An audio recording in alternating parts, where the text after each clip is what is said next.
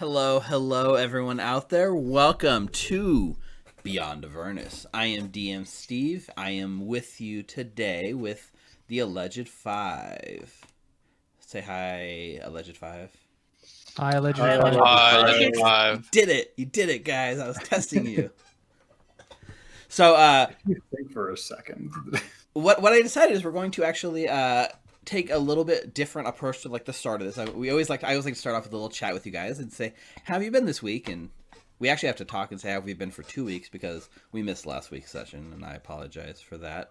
But I would like for each one of you to take a minute and introduce yourself, your guys' name, and then tell us the character you're playing, so that anyone new to our show or coming in for the first time will at least have a good jumping on point, right? So we can be less of an exclusive club. You know what I mean? So let's start with the top of the list here, which is Brianna.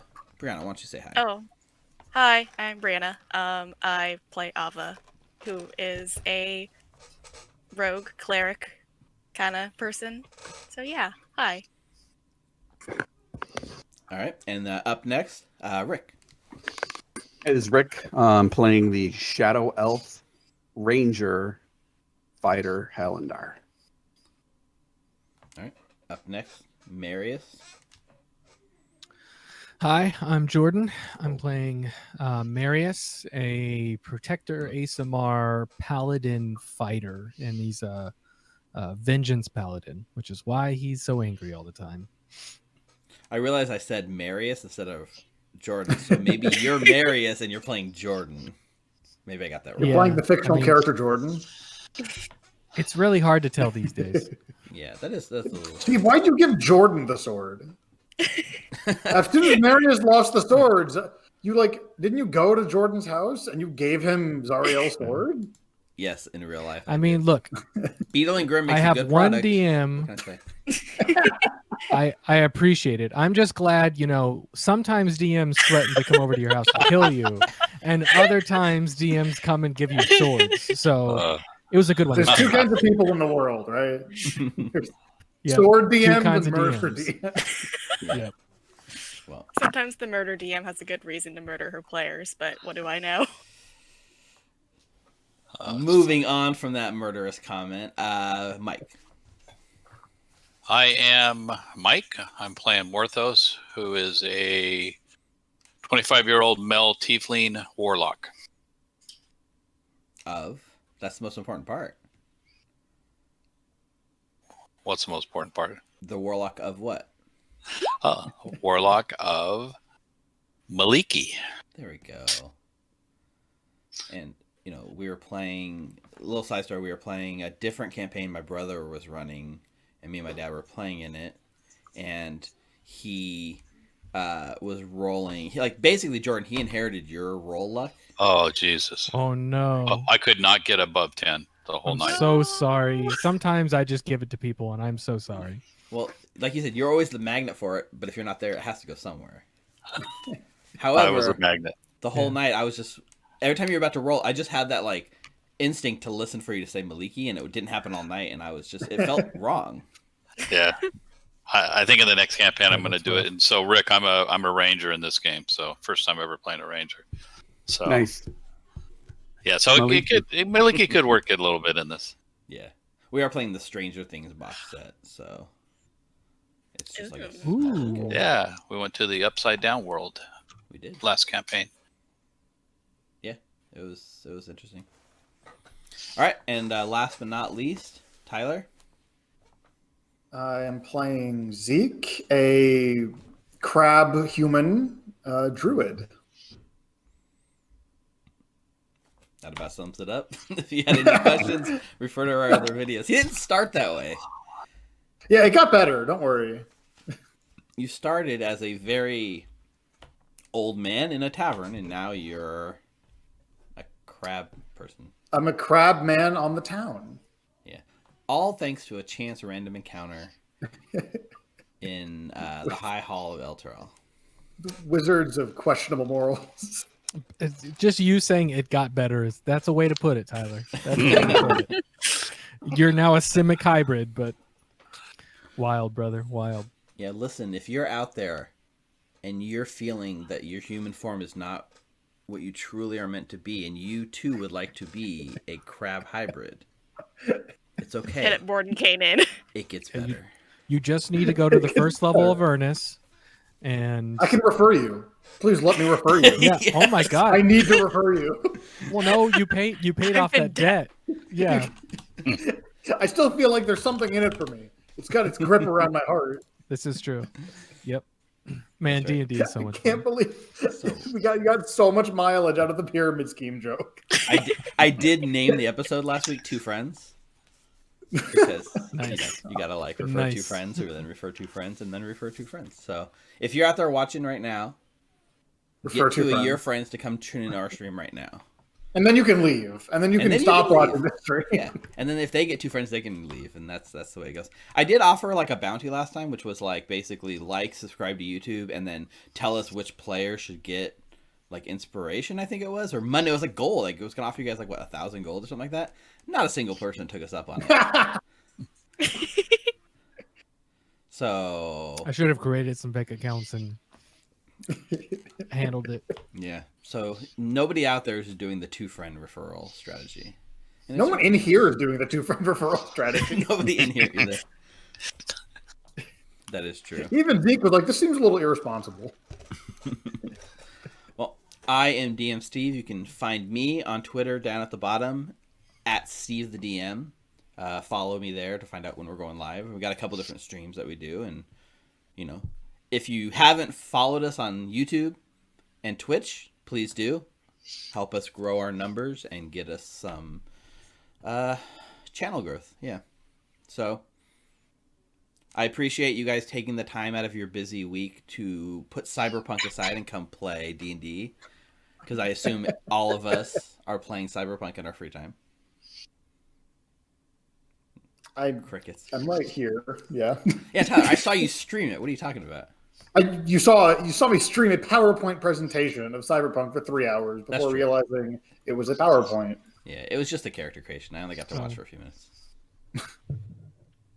Yeah. Anyone else been playing it?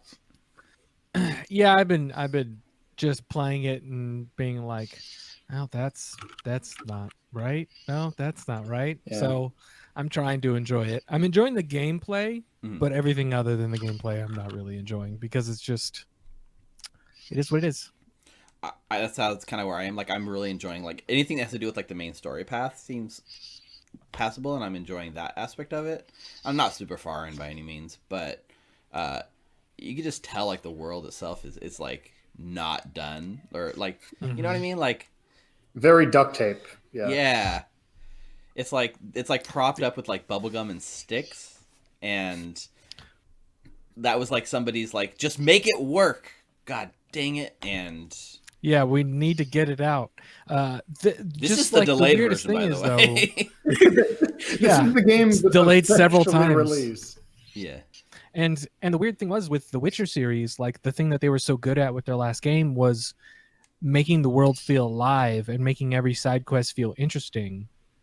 And in this game, there's none of that. So it's just, I don't know. It's kind of a bummer. It's worth noting they were also adapting a specific set of like novels as opposed to a setting. So that probably helped them with a lot of direction, because a lot of the best Witcher 3 side quests were like pulls from the novels. Right.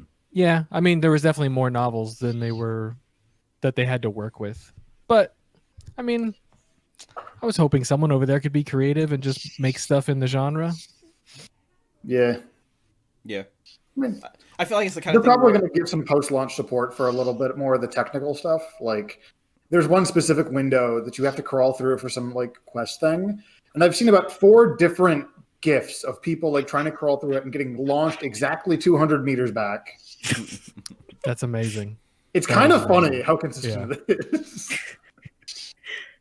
Yeah, I've not had any game breaking bugs so far with my playthrough, but the weird stuff is like you like leave your car parked on the sidewalk or half blocking the street, right? And then you go do your mission, you come back, and there's just a car line for like a mile back, and nobody drove around your car to keep going. The world shuts down if the car can't move forward. As far as I can tell, there's not driving AI. There's just AI that goes in a circle. It's so bizarre. Yeah, and it wouldn't be as bad if they didn't advertise it as being like next gen world AI that like has motivations and tasks and daily routines. No, there's none of that. Like they threw that out when they needed to hit their deadline, right? Yep. The worst GIF I saw was a guy like he's in traffic and he looks back and shows all the cars, and then he looks forward and shows all the cars, and then he looks back and all the cars behind him have changed to different cars. And then he looks forward and all the cars are different cars. And it's like when the car goes out of your field of vision, it just swaps the car that's there. The model. Have you seen how police chase you? If you get the police mad at you, they don't actually. What's up? I was gonna say one time I you know they had the little cops shooting on the side of the road. I stopped to help them, and then the cops turned on me for some reason. I didn't understand that. I was like, did I accidentally shoot a cop? I don't think so, but okay, now the cops hate me. So I got in my car and drove half a block up and parked. And then waited for the little like wanted level to go away. And after like 4 minutes, the cops came running up the street on foot and like shot at me, and I had to drive an extra block before they despawned. That was my experience with the cops in that game. Video games, yo. Living, breathing worlds, everybody. Mm-hmm. Yeah. If you're in a place that's like, you can be on a rooftop, and if you get the cops to chase you, you do a 360, and there are now 3 cops that have just spawned on the rooftop. Yeah. They just don't. Like, there's a system for when you get your car, it, like, comes around the corner. Or, like, at least while you're turned away, it's, like, 40, 50 feet away. But Before the last patch, if you called your car on a busy street, it would spawn, even if there was no room, and destroy the car that it spawned on top of and murder everybody in the vicinity. So there's, like, no system for it to handle how cars collide with each other either. No. They just kind of... until one goes in the pavement. It's like there's definitely a solid foundation there, but like none of the frilly details, nothing that like makes it next gen in the first place. It feels less feature rich than like Grand Theft Auto 5, which came out on PlayStation 3, which is crazy. So all that being said, I'm still enjoying the story. So let me ask so the other thing too is like I was gonna say, which background did you guys take? Because there's Corpo, Nomad, and Street Kid, right? Not that it matters like 10 minutes into the game, but like which one did you pick? It's just that intro mission, but it does give you like things that you can say during conversation. Right. Like as a Nomad, it allows me to notice what kind of cars people are driving and comment on them and stuff like that. And when one mission was talking about a convoy being hit and everything being stolen, because my character had done that as a Nomad, I was able to talk about that in the conversation. Interesting. So that's cool. Yeah. I started as a Street Kid, and it's kind of the same thing, but instead of cars, it's like gangs. So like if there's gang A on gang B's turf, there's a little conversation thing like, oh, that's weird. Why are they here? And it doesn't really lead to anything from what I can tell. It's just a little voice line they recorded to make you feel like you're like an actual street dude, which isn't awful, but it's a little shallower than I expected. I went with Steve's Corpos, a Corpo. so we rounded out all three, right? I was the Corpo, so whenever there's a conversation, anything to do with the corporation, my character has to put in his 2 cents, which is good, I guess. But, nice. It's just done that no matter what your background is, like 10 minutes into the game, you're on that like same path. Right. So yeah, I don't feel like a Corpo. I feel like a Street Kid, which I guess kind of makes sense because the backstory is you were a Street Kid before you got your break and became a Corpo. So you're just reverting back to your roots, so to speak. But still. I think they just kind of phrased it wrong a little bit. Like they made it sound like it was a lot more important than it was, but it's not a big deal. And there's room for them to fix it and or expand upon the content that's there. It's just not as feature rich as I would hope. Now, all that being said, the most interesting thing that happened to me while I played it this week is I accidentally had gay sex with a dude. Nice.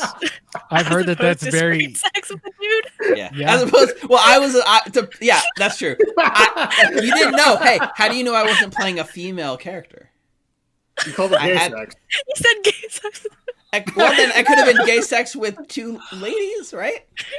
But you said that I With a dude. accidentally had gay sex with a dude. So if I just said I had gay sex, you wouldn't know which gender it was, right? Right, No. you got yourself in both Yes. feet here. And now you're trying to tell us you didn't. Anyway, so I'm pretty boning this good. dude, right? Pretty They good. don't believe you because you said accidentally. So okay, I have not boned yet, so I don't know what it's like. so I was walking in this alley and there was like this brothel looking thing, right? There's a person standing out front and it had like an icon over them, so you know it's like a store or something. So I walk up and it opens and it has like the same symbol for a store, right? Anytime you're in the store, there's like a line that says like "Show me what you got" with a dollar symbol, and you open a menu and and you can buy stuff, right? So I thought I was like opening the menu for the strip club or brothel or something. So I hit OK to like show it, and it instantly cuts to like a sex scene with the dude. Yeah, there's a lot of people online being like, "Hey, I hate this game now because I did not know what I was agreeing to." Yeah, and I think it's especially funny because all of the lines I've heard of the like, what are they called? Joy toys? or Joy something? toys, that's what they're called. Yeah. So they're all like extraordinarily like campy and ridiculous. Just like, it's like, oh, like what you see? It's like, I mean, I see all these red lights and I see that you're wearing almost nothing. So 2 + 2 = 4, Steve. Right. Well, that's true. What But did you think you were buying? I thought I was Food? opening a menu for like services at the place to see. I was like, oh, what do they have at the Yeah. strip club? You did. Yeah. Different kind of service. You definitely expanded your palate. Yes. And apparently there's only 2 prostitutes in the whole game, and I happen to find the one. So. Yeah, good job. And they did 30. They touted that they had 30 hours of sex motion capture, and I'm Oh, I'm sure someone. like, yeah. Oh And I'm my like, God. dude, No wonder you aren't very far in the story. You've been looking around for these 2 people. they're within a block of each other. Aren't they on the same street? They are. They're Isn't well, there, like, a same red light alley. district street with what's it called? So I don't remember her name. Whatever. Yeah, yeah. My character's saving himself for Judy. Oh, So was I, but I found. Oh, I don't want to spoil it for you. I found bad news. Well, I guess it's not that much of a spoiler. No spoilers. No Okay. spoilers. Okay. Tyler is giggling. Yeah, I like Judy. She's like the only likable character I've come across so far. Yeah, Judy's cool. Right. Judy's tired of my shit. I'm also like the techie, so I'm like the smart one. So me and her connect because I can talk to her about all the tech that's going on in the office, and she respects me for that. Me too. And then I just shoot people in the head, anyways. Dude, Wait, we're are we playing here to play exactly the same D&D, way. or are we here to talk about? We can just stream Cyberpunk. Oh instead. yeah, Yeah, wrong tabletop. yeah. You know what? Oh dang it. What? No, I was just gonna say I was just gonna turn on my Xbox and let's play some Cyberpunk. But no, we should play D&D. We should play. D&D. Ideally, yes. This is the D&D times. we are 30 minutes into the stream. Or To be fair, 30 this isn't into that bad compared to how long we normally go. This is normal, guys. Come on, we always got to open up with like talking and checking. It's better than asking you guys what your favorite Thanksgiving food is. I think. Let's talk about accidental gay sex in video games. But we do need to apologize to Brianna, Rick, and Mike because I know that you just don't care about this. So I'm here for the cyberpunk memes. I'll just say that. I'm here for the Okay. memes. Well, next week Including I accidentally had gay sex Yeah. with a dude. I was gonna say a lot of the memes are now making sense listening to you guys. Yeah. So next week, Brianna, Rick, and Mike, you guys get together and come up with a topic that we all hate, and we'll listen to you guys prattle on. For 30 Don't minutes. worry, I have a lot of them. Okay. Well, welcome to Beyond Avernus, guys. We Arthur, you still there? But before we jump in there, I'm looking at your D&D overlay. I created a second Hallandar when we started the level, and I named him Hallandar Senior, and he's in the campaign if you want to select him instead. Let me do that. Yeah. That is on the D&D Beyond overlay, right? That is. Yes. Okay. Yes, sir. I want to bring something up. We no longer have the power of love. no, we don't. I know. It's Now, so you can tragic. take husband 1, husband 2 off the sheet. Well, if we're switching overlays, it'll be gone anyway. We're still technically married, also. Yeah, Oh, we're okay. married. We We just just don't don't get get the divine benefit. All We right, get let's- other benefits. Hey, too. now. Okay, yeah, I see. So it has. Zeke Had- definitely doesn't. Okay. There, now I have He's a Calendar crab Senior. now. So it's just like a real marriage, right? The honeymoon's over. Yep. And then nothing happened. I mean, that's all that D&D thing is that's just your Yep. honeymoon period. That's why you get the I feel like bonus. a week is being generous too, honestly, for how stupid this concept is. It's like you didn't select any of the other players. Was that Rick? Looks like you didn't select any of the other players, but I could be wrong. I could be Let me have to go back and see. forth. Character selection. Looks like I have all of them selected on, at least on the settings. Let me see. Roger that. I think I brought it up before. But this specific subclass of Druid, Circle of Land, It looks I see not great for Avernus. Like Very good. magical plants have a harder time hurting you. It's like we're in hell. Well, How one of the layers is a forest, like a mountain layer. Oh, I thought it was all kind of like fire and brimstone, except for the water one. Mm-mm. For Water World. Swampy. They're all different. Waterworld.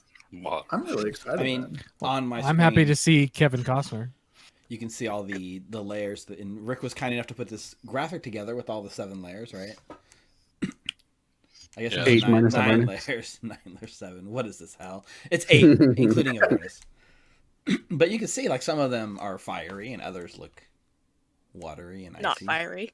I Minaros thought is that was- a swampy one. Ah. Okay, guys, we need to go to Minaros for something, so that way we can. When the plants attack me, they have to make a Wisdom saving throw. They just ask themselves, "Is this wise of me?" Actually, when a beast does too, so like I have power over crabs, they cannot attack me. Ooh, without making wisdom saves? DC 18 Wisdom saves, and they're not very wise. No, I don't think they are. That seems to me that, yeah, you are like the master of crabs now. If Yeah. we're generous and say crabs have like a -2 to their wisdom, only 1 in 20 crabs will actually hurt you. Crabs have a -1, or I'm assuming giant crabs tap block, but still. Okay. Well, you are Isn't the that crab what- master. Yeah, I would know how large these crabs are.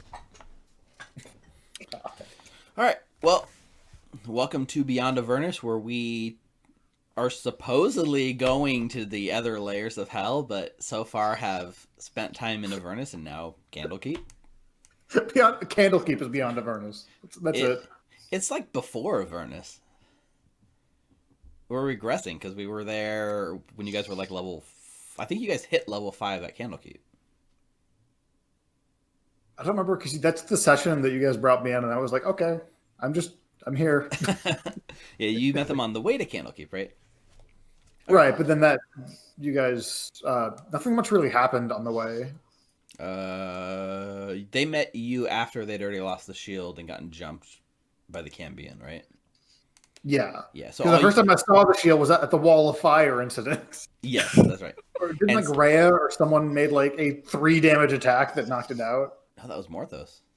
Yep, Oh, that was Mike? Hell yeah. the maddening hex. Yeah, the maddening hex was on him, and it doesn't require a sight or anything. So that was epic. Nice.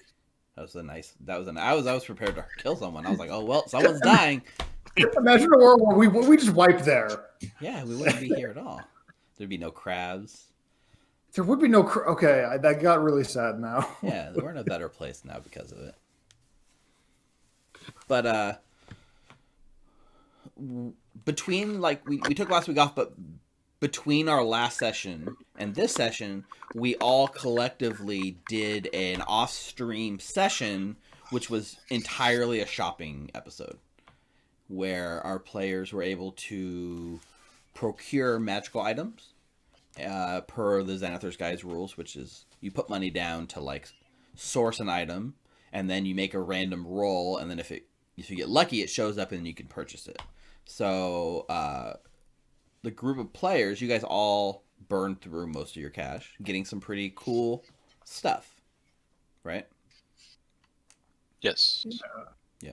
So during that time, what I told you guys is your homework was going to be, you must describe what your magical items actually look like, and kind of like what your character now looks like, right? Because this is like the first real shopping trip you guys have done in a very long time.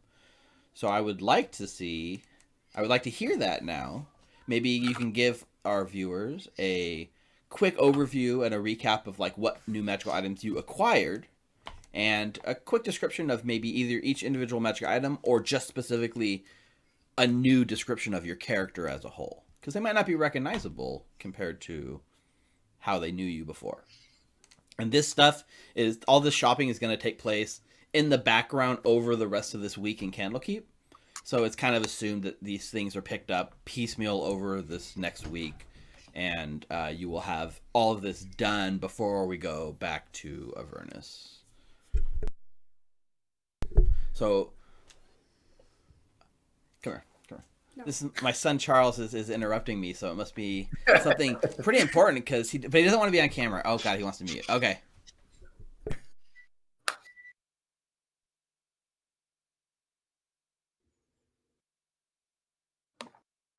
Somebody fill the dead arrow. Okay, I gotta show him how to do something on Discord. No problem. You know what, guys? I don't think we need to go to Avernus, right? We'll just live in Candlekeep. They're pretty accepting of crab. Yeah, I thought it was going to be worse for sure. Me too. I definitely expected to have to wear a giant cloak and kind of just like be out of sight, but no. Yeah, it's good to see. It's good. You get to be you, Zeke, and that's lovely. We can just forget about like our multiple contracts with archdukes of various planes of Avernus and hell. If you just stay here and never do anything, you'll never hit 16, so you're fine. Zeke needs to hit a sweet 16. It's very important.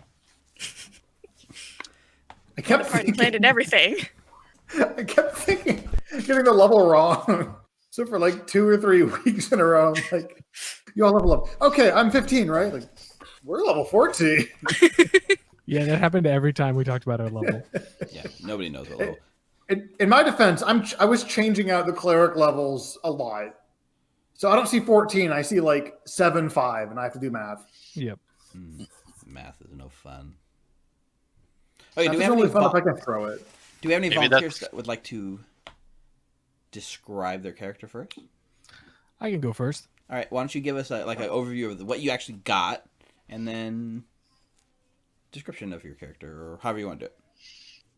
Well, Marius, after spending time throughout the adventure, was realizing his shortcomings and where he needed to make some improvements. So he got himself a belt of hill giant strength, a shield +2, which he'd been asking all over Avernus for, and he finally found one. And then finally, with his new, like him becoming closer to his god, he got an amulet of the devout. And so his character, he's still in the adamantine plate mail, but his shield is a little bit more beefy and has, these symbols on them. He now has a necklace on with the pointed star of Corellin, and then to match that, the belt. It normally has a harness on it, but for him, it's stylized to be in that same star shape on the front of his belt.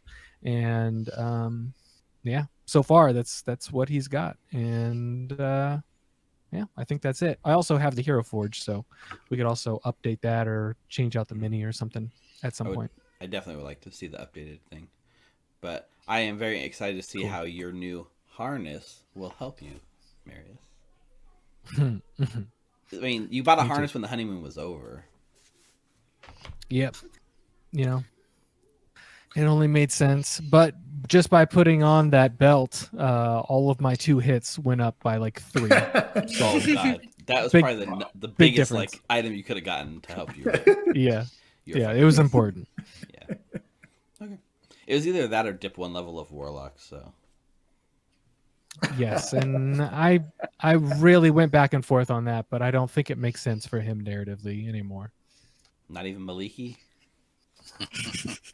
I mean, Maliki's dope, but Corellin's not really the type of god who shares in that way.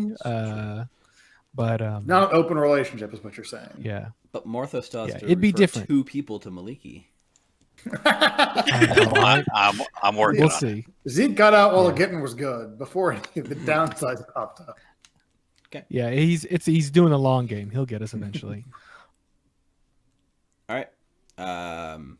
Any other volunteers? Oh wait, Oh, the front of the shield is the image from the redeemed Zariel stained glass. It's enameled on the front of the shield. So if anyone remembers, it's her with the blindfold on, with the wings back, Lulu next to her, holding the sword in front of her. So that's actually what's on the front of the shield. Nice. So Yeah, that's good really commission for a week's worth of time. Mhm. Just okay, paint this very specific scene.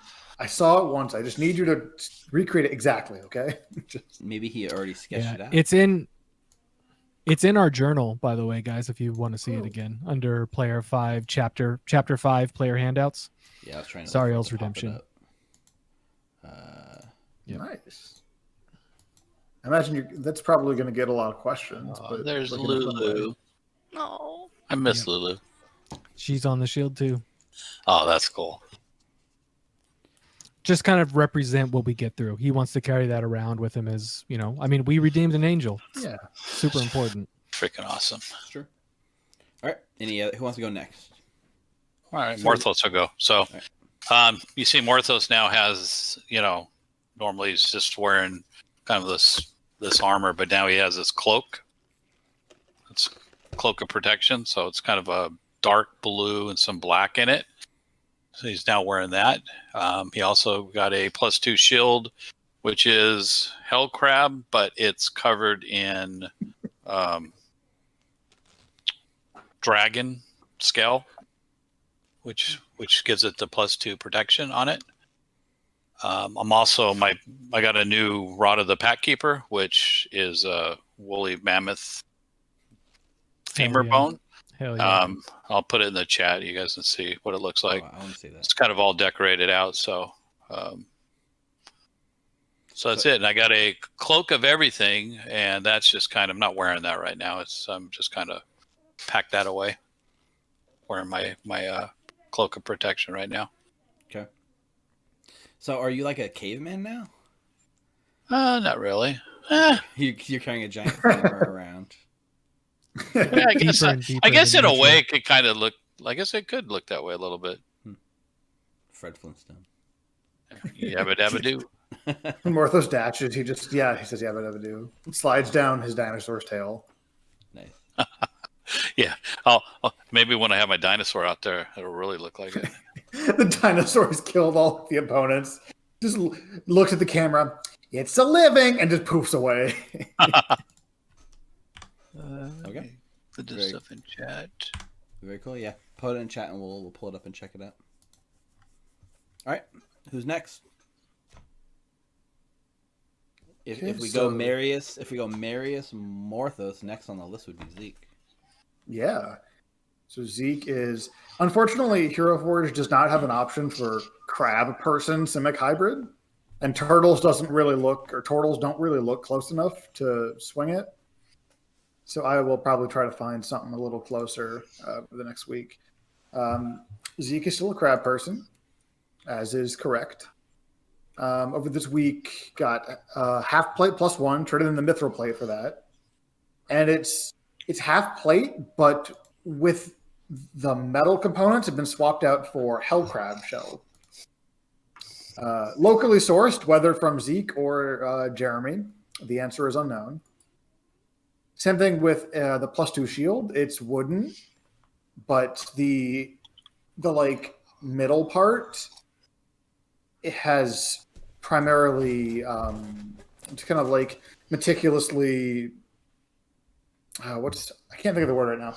Meticulously placed and like secured crab shell bits. So it's a little spiky, gives some pretty good protection. Okay. So between those things and the fact that he's a crab, the power of love is gone, but the power of crab is returned. Yeah, the power. Did you get the power crab from the power of love? A different kind of power of love, if you will. So if I ever, AC's 21, if 20 ever pops up, power crab. think Nice. besides that, I think that was pretty much everything from this week. Still has that cloak of the manta ray with that giant crab emblem on the back of it. Zeke looks very strange. Really? I mean, let's be honest. You guys are a pretty odd lot of people. How many angels do we have? 2? Just me? No, or sorry, Asimar. Angel people. I don't know what you're talking about. You mean the person who doesn't breathe? Yeah, she's also an ASMR. Yeah. I like that Zeke started off as the normal one. If only briefly. Now he's probably objectively the weirdest. Hell has not been good for Zeke. All right, let's loop around to Ava. Ava. why don't you right. Tell us about Ava. Well, first off, she got a stud leather +1 to try and boost her AC. And it's a very basic leather armor that it looks a lot like the one that she's been wearing for most of the adventure, which is just like black with silver studs, which she takes care of pretty meticulously. Nothing really special. The second thing that she got was a cloak of protection. It's dark gray with a sort of like kind of feathery pattern to it, almost reminiscent of angel wings. And if you look closely, it almost looks like there's winds ruffling on the or there's wind ruffling the feathers. And on the border, there's some embroidery of some protective runes. What else did she get? Boots of speed. They're just basic black boots with wings etched onto them to make her feel a little bit more speedy. And then she got a bag of holding, which basically looks like a Birkin bag because that's the kind of way Ava rolls. Not bad. Not bad. Any, Why does this cost 5 digits? I do like how off stream, like Ava was trying to buy the +2 leather and was like way short on the roll, but like made up for it by just putting tons of money into the pile. You know what I mean? Yeah. Yes, Good. that's how she rolls. Yes, that is Ava. Very on brand. And then Oh, I writing a can't letter. have it. What about now? Puts in like a couple thousand. Way Mother, too much. Please send more gold. Thanks, Ava. I saw this really cool leather armor. I simply must have it for the ball. Oh. Okay, and then last but certainly not least, Hallandar. All right. Replacing his medium shield, he has a buckler hooked to his left side. It's all black, almost a satin black with tinged in red. On his other side, he's got this bottle that seems to, even while stoppered, see some smoke coming up from it. He's carrying his what he calls the Gwathrin Dagnir, which is in Elvish the Shadowbane. It's made of bone, it glows a bit red, and it oozes some crimson liquid. When he walks, he barely makes any noise now, even less than he did before. And his when you look at him, his image seems to shimmer a little bit, giving some kind of odd feedback when you look at him, and his smile matches. Wearing some new dark gloves, got his goggles on his forehead. Bunch of, I would say, a lot more decked out than before with things he normally didn't wear, but seems very utilitarian. Yeah, Hal's like Hal had like a bucket list of shopping items. It's just like, I want these 12 things. It was so great. Yeah. We all showed up with 2 or 3 things, and he's like, Yeah. everything. I'll take it all. You work on commission, right? Huge mistake. Like, Yeah, like Hal is like any like action movie where it's the montage of like they go into some abandoned shack and he hits the wall and all the walls flip to be all these decked out grenades and guns. But it's all like random pieces of clothing. Goggles. Yeah. that is a good image that I like to imagine. But apparently that's what Candlekeep's like, because you guys just walked into a lot of like magic items, so they're like, bam. They got connections, man. Yeah. Candlekeep is just a giant Skinner box experiment. Yeah. Magic items. I feel like what you guys are doing is like putting money out and saying, hey, they're like, hey, I got this buyer for this really good item, and somebody like gets that message sent to them from like Waterdeep, and then they like load up their like magic items to the crate and teleport to Candlekeep and meet you guys in like a shady alley and like open the trunk of their carriage and then show you guys their goods. Just open up their cloak of holding. Hey kids, want to buy some magic items? You want some of this? What you buying, stranger? Yep. So overall, you guys are very, very decked out in magical items now. Burned through that cash I gave you guys pretty quick, which is expected. Instead of getting little bits of gold, the whole adventure, you guys just got a big dump of cash, and it lasted all of like a day. So that's about A week. Must have been a week. That's true, a week. Okay. We still got a little cash floating around. So what I want to start our session off with is cutting into you guys at Candlekeep and giving you guys a quick sort of like, well, I know we have some meetings. You guys wanted to meet with Silvera, right? Mm-hmm. And so I know you guys put in that like, hey, we want to meet Silvera, which we will definitely.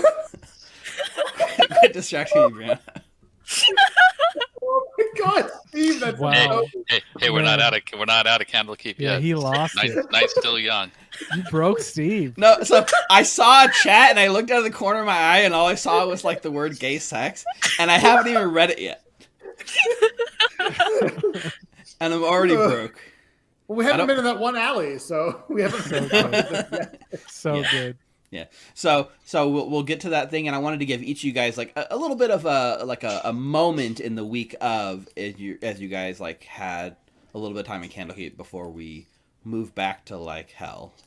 So without any further ado, let's cut to our intro video and then come back as we go beyond Avernus. See you guys in a minute.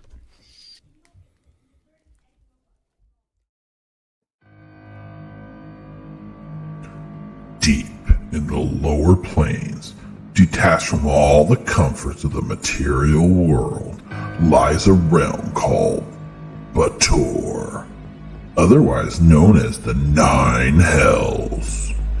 9 distinct layers make up this plane of existence, each ruled by a single lord which binds the lair under its willpower. The first lair, Avernus, welcomes all visitors to its war-torn lands. Here, the blood war rages on between devils and demons in an eternal dance for dominance. Deep below Avernus are the other lairs. Diz, Minaros, Fleligos, Stygia, Malbolge, Maladomni, Cania, Nessus, each protected from teleportation magic by the lord of that lair. This is where the story takes us, as our alleged 5 set their eyes down towards the 8th lair of hell, Cania, and its lord, Mephistopheles, as they seek to free Ervis Kale from his bonds. Join us as we venture deep down beyond Avernus.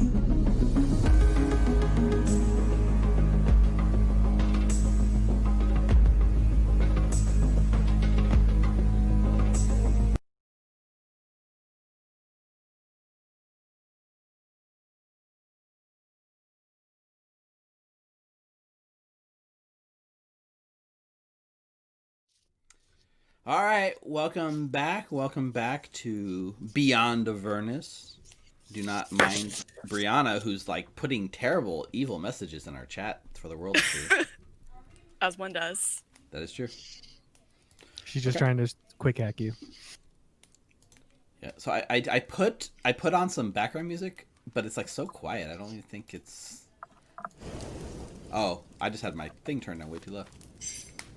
There we go. I hear Welcome. crackling Yep, something. it should be more. It's like a little background. Well, the name of the video was like Common Room ASMR, apparently inspired ASMR, but it's just supposed to sound like you're in a library.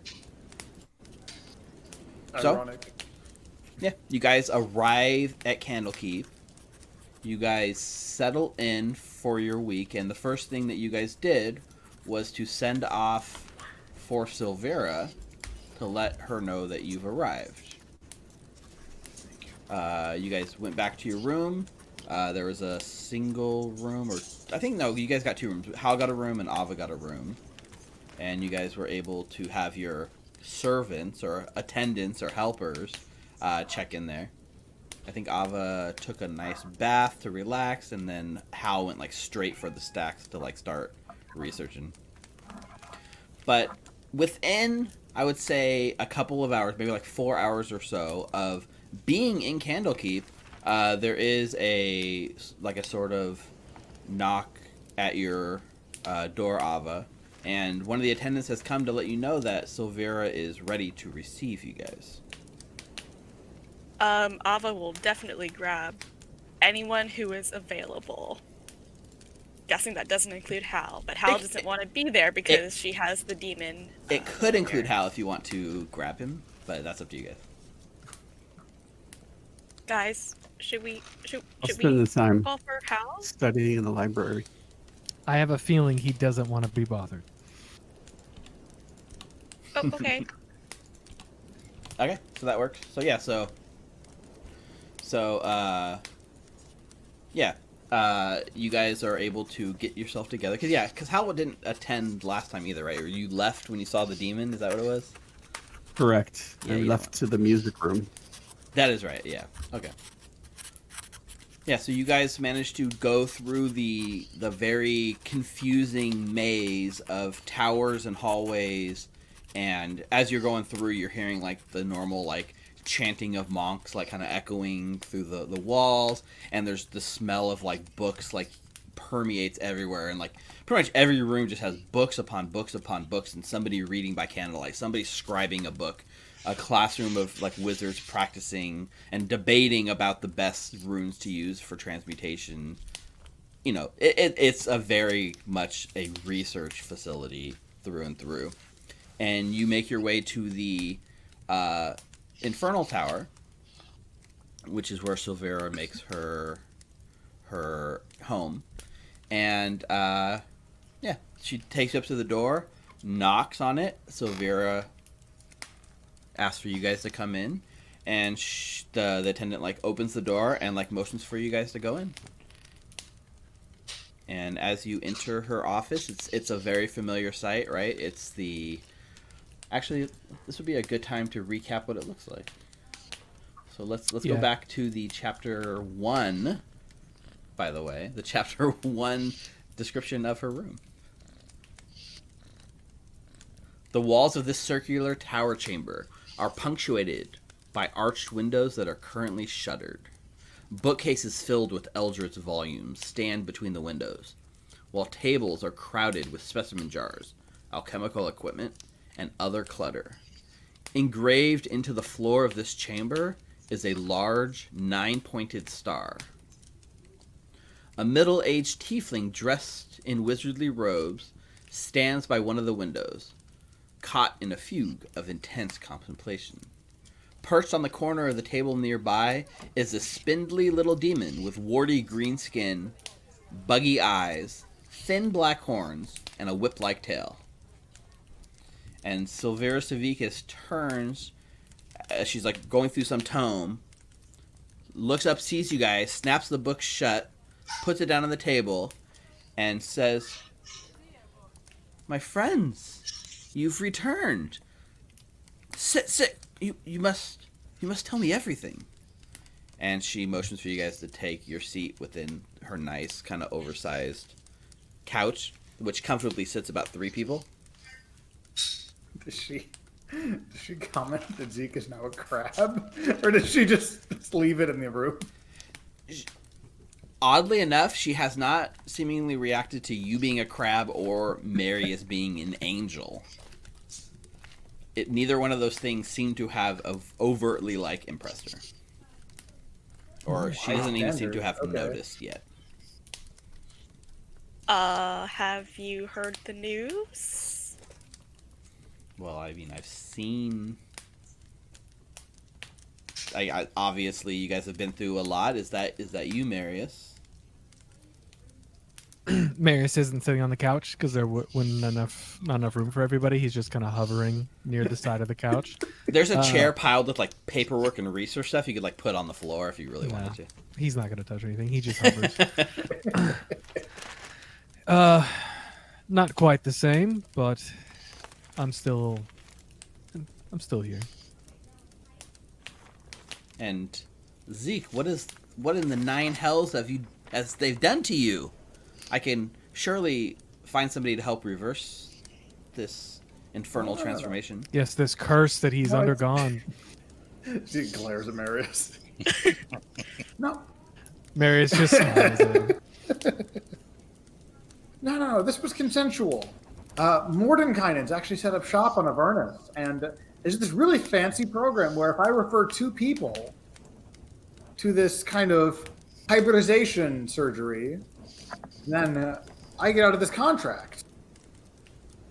Which isn't the first contract you've made in Avernus. Nor will it likely be the last, I assume. We're going beyond Avernus.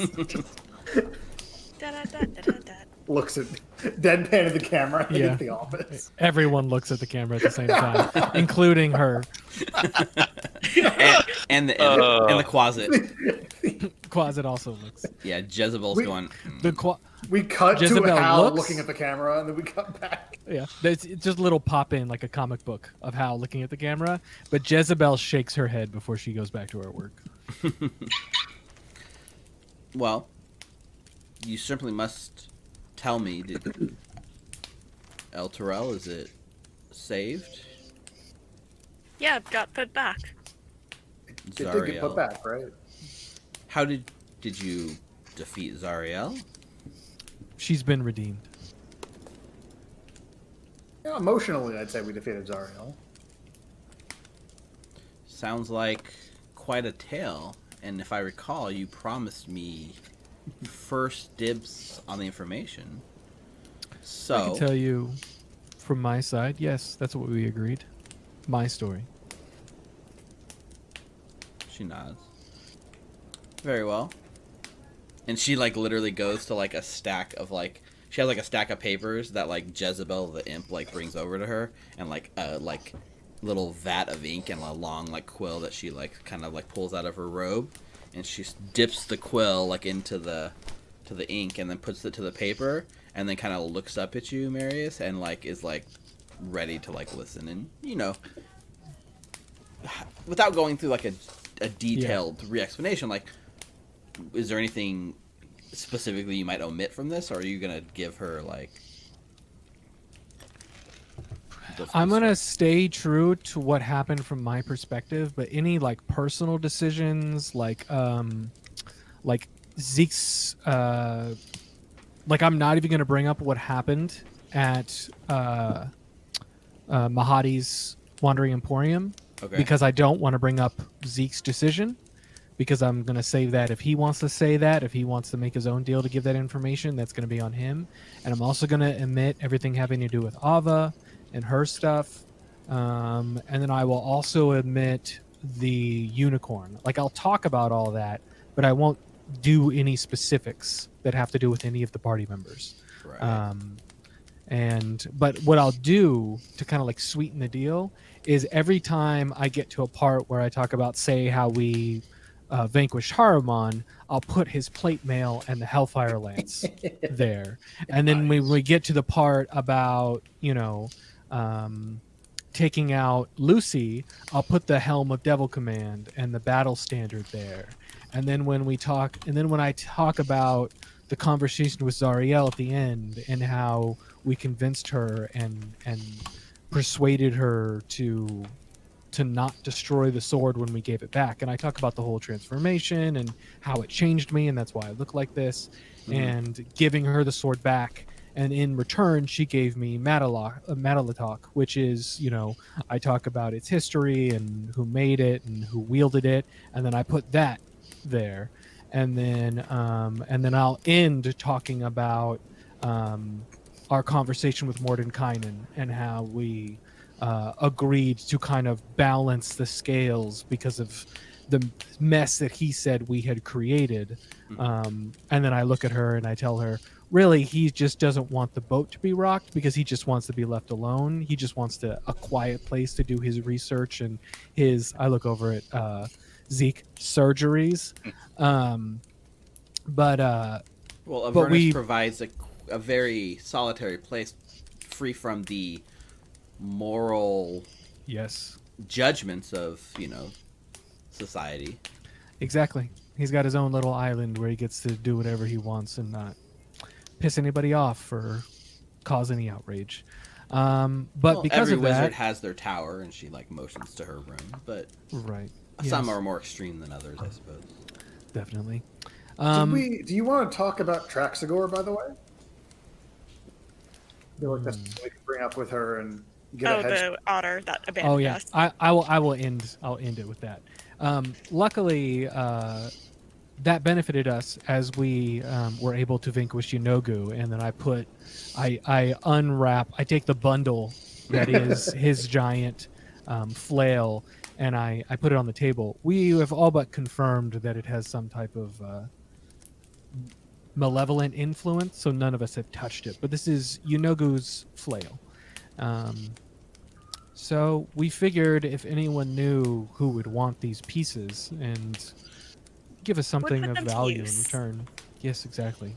But we would also love a chance to talk to our best friend, Traxagor, who was so kind as to, plane shift us over there and, bring us right back when he was done. That was so kind of him. Oh, I'm glad it worked out. Okay, that was sarcasm. He fucking left. It was clearly sarcasm. We've talked since then. If it makes you feel any better, he feels absolutely dreadful for the way things went down. He's, he's been living in that tower alone for a long time, other than the short stint with Lulu, which might have driven him to a little bit of madness, I do assume. Oh, speaking of, is Lulu... Did you guys hit it off as well as I thought you might have? Yes, we had a wonderful time. She was a joy, and really, my only regret is that she could not come back and give her account, as she was really the protagonist of this story. Well, again, Traxagor sends his apologies. He very much is the kind of wizard who wants to be left alone in his tower to do his research and not, confronting the nine hells. He's not an adventurer. He doesn't have a brave soul like you guys. Marius pulls out his cell phone. All right, what's his address? Traxagor? I'm sure that won't be necessary. I will be... If you have an issue with Traxagor, that is on me. I asked more of him than he was capable of, and it is my fault that you guys were in that situation. That being said, surely you guys made the best of it and have made your way back. As best we could. Luckily, some of us have gained enough power that we were able to make it back to the material plane when we satisfied our mission. You see a look on her face, almost like she has a question she really wants to ask you guys, but she so far has been very suppressing it, right, and as to not be over eager about it. But it's around this point when she kind of pipes up and she says, and in this story you mentioned Belle quite a bit. How are things going, do you believe? is he in charge now, or do you think maybe it's Tiamat? I'm trying to. I have to update our records. Marius will, in his hovering state, kind of rotate and look to Ava to see if she wants to say anything. Belle's doing okay. We're not sure about the state of leadership in Avernus. Well, I imagine this redemption of Zariel must have upended any number of deals she's made over the years. Can't be a... I'm sure that the chaos is not just isolated to Avernus, but likely spilling here to the material plane as well. That's why we took down Yunogu, try and soften the brunt of the demon army. I mean, the fact that you guys went face to face with the demon lord and a devil and came back relatively unscathed, and she motions at Zeke, and relatively enhanced motions at Marius and Zeke. I pause her. I just put a hand up and I say, look, my husband has made some questionable choices, but at the end of the day, I think he feels the same way about his transformation as I do mine. Thank you, Marius. Well, it sounds like quite a tale. Like, the whole time she's been like, writing and stuff, and she does what she wants to do with you, Marius, is set up some time over the coming week when you guys are going to be here, so she can more thoroughly get you to retell certain parts, and she wants to pull you in with like specialists and other people that might be interested, and almost have you like give lectures about the state of Avernus and your opinions on things and stuff like that. Because Sure. they more than anything, the thing that they crave here in Candlekeep is knowledge, and you guys have unique experiences that are very seldom, anyone lives to tell the tale. So any sort of like tidbit of information you guys can bring back is going to get filed away in like a book of like, the alleged Five's like account of Avernus or something like that. You know what I mean? But like, yeah, I'll look her straight in the face and say, I agree to all of that. I'm very happy to do that, as long as I have a little bit of time in the afternoon and evening to myself. Oh, that should not be an issue. These items that you've brought me here, these are very excitable, but not quite my area of expertise. Maybe I can refer you to my colleague who would probably be very excited to see this stuff. It's a Sounds good. His name is Zezdik. I didn't say that out loud until right now. Zezdik. Yep, that's quite a name. That's quite a name. He's a researcher, specializes in the abyss. Everything related to demons is his forte. He can at least validate the authenticity of what you've brought, and he'll be interested to hear more about this Yunogu and Madalock, you called it? Yes. And the Butcher. Okay. So, which maybe one of you would be interested in meeting with him, or all of you? If you have some time, like I can refer you to his office. I look over at Ava. Would you be willing to go with me? I know you want to get to research as quickly as possible, but maybe we could do that quickly before you get into the... What are they called? The stacks? I look over at her. The library? The archives? Yeah, sure. I think they call the one you guys have access to the stacks. Is that what they're called? I forget. I know that's where Hal said he was going, so that's all Marius knows. Yeah. So what she says is, I'll pass along your information, and he'll reach out and maybe set up a time to meet with you guys over the next like week or so. And yeah. So, do you guys have any questions for Silvera, other than just touching base with her and holding up your end of the story bargain?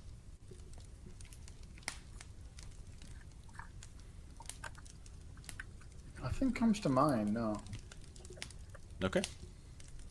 Well, if that would be it. What was her expertise again? The Nine Hells. She's like an expert in the Nine Hells. Okay, so maybe we should ask her if she has any information she wants to give us as we're going to be traveling through many of the layers. Yeah. Because that might expedite any research that we need to do if she can just point us towards That's a good stuff. point.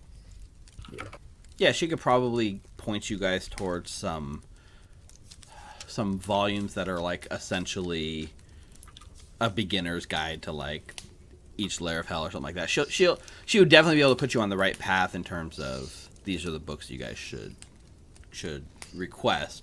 And she gives you guys a piece of paper with those book names, because like the way it works is you either ask for like a book by title or a book by subject, and they start off with like very general books, but you can narrow in specifically on what you want. So she definitely gives you guys an edge there and saying, hey guys, you really need to read this book, etc., etc. But most of the material that she knows is like she's reading like the super advanced book. Like she would like read a whole volume on like the properties of water in the river Styx within like the layer of Avernus, etc.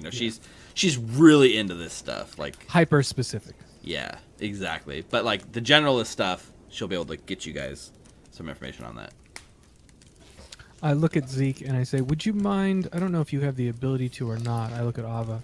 Actually, I'm not sure if any of you have this ability. The ability to send a message to Hal to let him know to check these books specifically. That might help him out. I actually don't anymore. I don't either.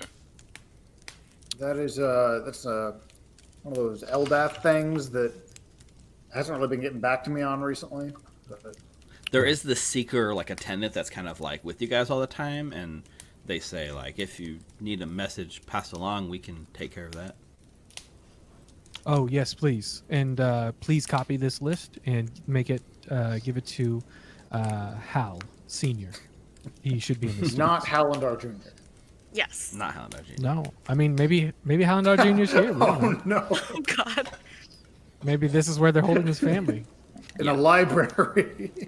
So there's no need for that. Like there's no issue, right? They nod, they say yes, and then they take it and they kind of like go and meet someone and pass it off and give the order to like copy this message, copy this list, give it to Hal, get a copy back for you guys. And these people are here to they're your servants, right? So they will do what they can to make your stay here at Candlekeep fine. So they run that message. So Hal's like back at the library, like reading in the stacks, right? So I think they run off to get the thing to Hal, and we'll cut to Hal in a second. And so as you guys are leaving, like Silvera, like thanks you guys for coming, and we'll follow up with you later, Marius, and like kind of like closes the door. And then she turns back, and like Jezebel like jumps on her like arm, and she's like petting her, and you see like a little bit of a grin like of her face, and she's like, "We're so close to unlocking the secrets, Jezebel. We must not keep him waiting for long." And you watch as she like opens like a little like interdimensional portal and steps through her like portal, and it like seals behind her, and she's gone. Okay, so we need to kill her as Maybe well. she meant Mr. Rogers. Maybe. Oh, right. She's going to see the neighbor. She's a good neighbor, yeah. So how Mr. Rogers' planar dimension. So yeah, so how we're back in the thing, and like there's you're in this thing and you're almost overwhelmed at the books above you, right? So there's like this nice library that you're let into with like reading like lamps and comfortable couches and a hearth and the fireplace, and like up above just like it's like 10 15 feet of like nice room, and then above is a balcony with like these seeker monks that like work here, the Avowed, and they have like floor to ceiling from them like 30 feet up of just books that they're like have access to, and they are basically waiting for you to tell them like what kind of books you're interested in. And you're there for a couple of hours and maybe like starting your research, and you have your little stone that you can touch to a book that like reads it out loud to you. So it's like books on tape, right? You like touch the stone to the book and it just begins reading that book, and you're sitting there kind of like taking it all in. And the note makes it to you. So one of the attendants comes in and hands you a note with like a list of recommendation books from Silvera Civicus to help you guys on your journey. So that will be like you're touching with Silvera. So I want to do the next section almost like a montage of things I see happening to each character over the week here. All right. And then I will have Hal and Ava do rolls in order to see how your researches go and what you learn. So what we said is you're going to learn like lore, like lore points or like pieces of lore, but I'm going to give them to you just as like a token that later on, if you guys can cash them in for like information, right? So you guys tell me like the topic you're researching, like you're researching Stygia or you're researching devils or you're researching specific things, and then you can use that recall lore information in that moment to get the answer that you guys need, which should be fun. And then there are potential bonus things you guys can learn and get should you guys roll well enough. So I think the first scene in the montage is probably going to go to Ava. All right. So Ava, you are in one of these necessariums like Hal's in, right? You get your own private like reading room, floor to ceiling books, all the attendants, the monks are there like attending to your like waiting on you hand and knees, and like there is this like younger-ish girl that's kind of your personal attendant for the day, and she's brought you like a cup of like hot tea and kind of set it down in front of you, and you see the way she's looking at you. She's looking at you almost half expectantly but half fearful of you. Can I... This is great. Thank you. You're welcome. Is there anything else that I can get you? Could I... Like, Ava, like, quickly, like, scrambles for the list. Mm-hmm. And, like, starts scanning for something that looks mildly interesting. And then she'll just, like, point to a random one. Oh, right. I'll have this fetched for you right away. She kind of looks around like a little bit, and she says, if I might not be too forward, you are from Baldur's Gate, right? Yes. I believe our paths have crossed before. And she kind of pulls back her hood a little bit, and you see this young... Why don't you give me an insight check, see if you recognize her. Insight check. Let's go. 17. 17, you do not. Ava squints at her and then shakes her head. I have a short memory for faces. It's not... I did not know your name, but I was a servant. I worked in one of the houses, and if I recall, I caught you in the middle of the night stealing fancy silverware from my lady. Oh, Do you remember that? And like, you know, I think when she says it, there is a memory. You get that like black and white shot of Ava like crawling through the house, like digging through like the thing, and looks up, and then there's like a servant lady holding a tray of something, eyes wide, like watching you pilfer the house. Oh, yeah. Yeah, I've changed. Bullshit. I swear. I mean, That's you why have, she's plus watching you. 34 to deception. She's like, you know, I'm not. That was another life ago. In a way, I guess I owe a lot of where I ended up here to you. Oh, were you blamed? Well, I wasn't. It's not that the lady didn't believe me, but they said that I didn't do enough to stop you. And so they took it out of my pay, which, you know, caused me to not be able to afford that job anymore. I ended up on the streets. I don't like thinking about those times, but it was there when I was at my lowest that I met a sage who was in town from Candlekeep, and he saw the potential in me, the potential that nobody else had up until that time. And he pulled me up out of that gutter and brought me here and gave me a purpose again. And Well, I'm glad it worked out for you. You seem to be doing really well. I'm telling you, I am doing better than I ever have before, so thank you for stealing from my masters so long ago. Alpha's like completely red in the face. She doesn't know how to respond to this. You're welcome. Besides, I'm pretty sure they were devil worshippers anyways. And then she looks at the name of the book that you're asking for, and it's on like devils, right? Oh. It's for research. I don't like devils or demons. Listen, we do not judge. There is no such thing as bad knowledge, only knowledge. I will get this for you.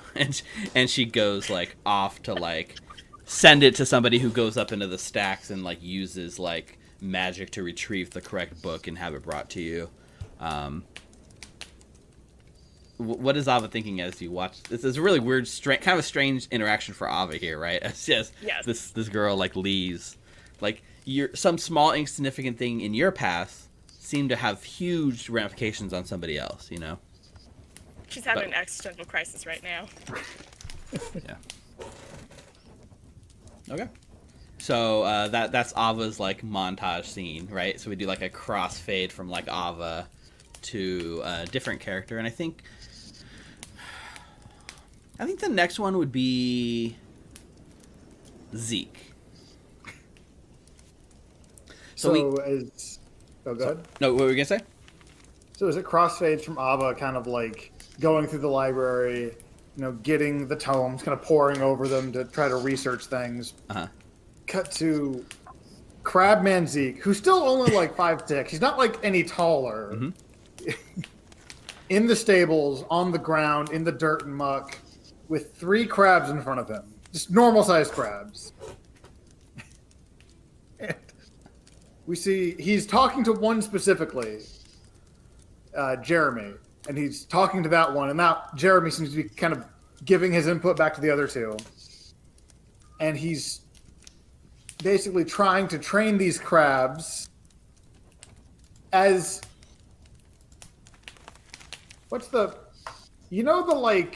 any like military boot camp training montage? It's like that. Zeke is making a little thorn whip, so they're doing the little it's trying to like cross like a little gap. Then he could use his thorn whip for like trenches. He's trying to get these crabs up in fighting shape, basically. As he spends most of the week kind of just bonding with his crabs and embracing the kind of, I guess, the nature side of his magic at this point. Mm-hmm. Getting a lot more familiar with the minor effects and just kind of how to draw on them at a moment's notice. Okay. And so we see like Zeke's doing all this stuff, and he's like kind of coated in like the mud and stuff, and you get a little famished, and you watch as he like walks over. There's like a single like tavern here, like a restaurant tavern bar here, and it's called the Hearth. So he kind of walks into the Hearth, like swings open the door, and there's already like Zeke's kind of a strange looking guy, but like there is a lot of things going on in this room that are equally weird, including like there is like sitting at a table in a chair that's like way too small for him is like an ogre wearing like a very beautiful like a circlet, just like poring over the books, and like you fit in here. This is like nobody even bats an eye at you. And so you come in and like you're provided like a nice warm like bowl of soup, a chunk of bread. You're able to like sit down and take a load off. And as you're sitting there, you like dipping your bread into the soup, ready to take your bite. Behind you, you hear a kind of a squeaky, high-pitched voice that sounds very familiar. And it says, it's like you realize it's talking at you. And it says like, "Oh, oi, what a magnificent body that is. Might I take a closer look?" Instead of getting up or turning around to see him, I just want to rotate my eye stalks. Okay. So you rotate your eye stalk back, and standing there is a little otter, like a 3-foot tall otter, having like a plate of food, like gnawing on it, like looking right at you. It is very clearly Traxagor.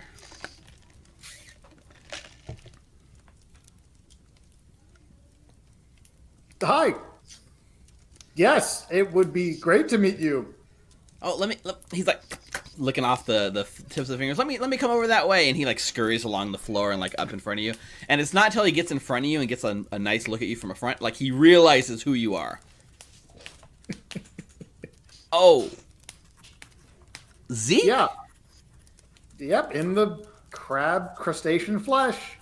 What was... Oh, hey, how have you been, guy? I thought I recognized you, but I could see you, so it was kind of hard to tell. Nice. Yeah, we've been doing pretty good. I'm alive and assuming you kicking. did good. I mean, most of us, yeah. Oh, did somebody not make it? Oh, no. No, you didn't. No. So when you left us, Marius actually went down that day. I couldn't get him up in time. So we had to bury him in a... bury him. Can't even say it with a straight face. He should roll though. Even though Tyler absolutely. can't do it, he should be able to. Give me a deception check. Oh, yeah. Beg fat +0. Insights for 11? wisdom. He's a wizard. Let's see. I'm going to look up his stat block. You can find him in beasts, which remember because we had that weird I had that weird question because I thought that was the name of like a random beast, not the name used. I have it in Roll20 though. Insight. He is Plus 13. he's not trained in insight. So he got. So you see him like falling for it, like hook, line, and sinker, like oh no, not Marius. and like you see like tears like start welling up in his eyes, and it looks like you know they're like starting to like drip, and he's like, oh. No. And then he's like, "Come on, Zeke, I can put on a show as good as you can." And he like wipes away his fake tears. He's like, "Listen, I apologize greatly for what happened to you there, but what you did is just uncalled for. You try to make me feel worse than I already feel." At least when I put on a show, you can see it. I mean, what? We went down there to see what was going on. I wasn't expecting to come face to face with like a pack of devils. Yeah, I know. It was unexpected. It's mostly water under the bridge. Don't worry about it. Just it was a few days down there. We were pretty mad at you. Well, I can't say I didn't deserve this treatment, but I gotta say, he like knocks on your shell, like your hardened carapace. He's like, "I'm liking the new body. What happened? Wish spell? Deal with the devil?" There's a crazy dude with some really questionable morals called Mordenkainen. You know about him? Oh, yeah, he's one of the fathers of magic. Are you kidding me? Well, that's unfortunate. Yeah, he set up down in the Avernus, actually. He's got a... No, I know you already know, obviously, given your, superior form. But if you know anybody He who twirls and like... shows you the weasel form. If you... Otter form, sorry, otter. If you know anyone who, wants to become more like us, I need some referrals. Okay, I just want to remind Tyler I that you absolutely actually... know. I know. Okay, you know but you it's more don't, fun right? if I pretend. Okay, you're pretending. 'Cause Okay, cool. I also Zeke never told anyone in the party yet about signing a contract for this at all, let alone that he's already paid it off. So Right. Oh no, no. During the conversation before you agreed, the contract definitely came up, and that's why Marius was like, "Please don't do it," that was okay. because it was signing a That's contract. right. But it's water under the bridge. You bought yourself out. Yeah. Yeah. Yeah. So yeah, so he says like, you know, like how did you know that this was the form that you like? This was you. This was the you that you were meant to be. Because for me, it was purely accidental. A wizard, a rival of mine, turned me into an otter as a prank, and I realized this is what I was meant to be. You could say it was similar. So, did you know that in Avernus there is a variant of crab? Actually, we encountered some when we were questing down there. He puts his like elbows forward and his little paws on his chin, and he's like leaning in, like taken back. I'm gonna use the wild companion to just like poof Jeremy onto the table. Okay. and have him like mimic Zeke. Yeah.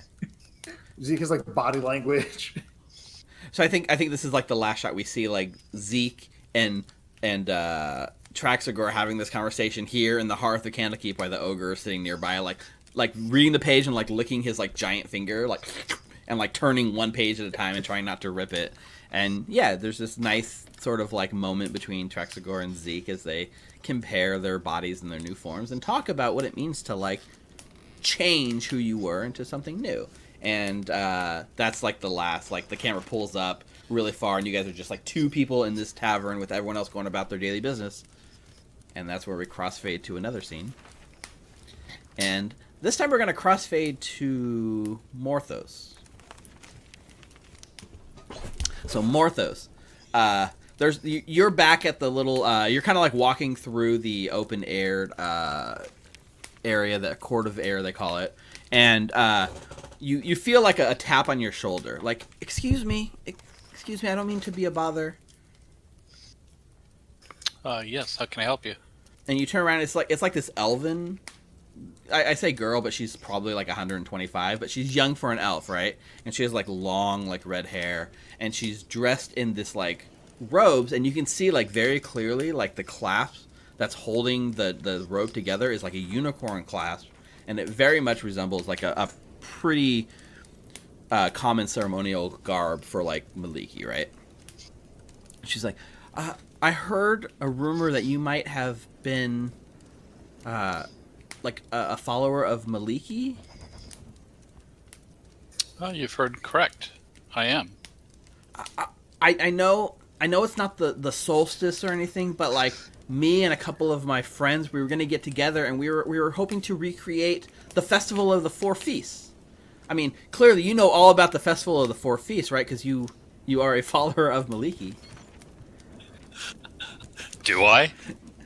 You do, yeah. It's a pretty common thing. Okay. It usually takes place on like the like midsummer or like on like winter solstice or something like that. Okay.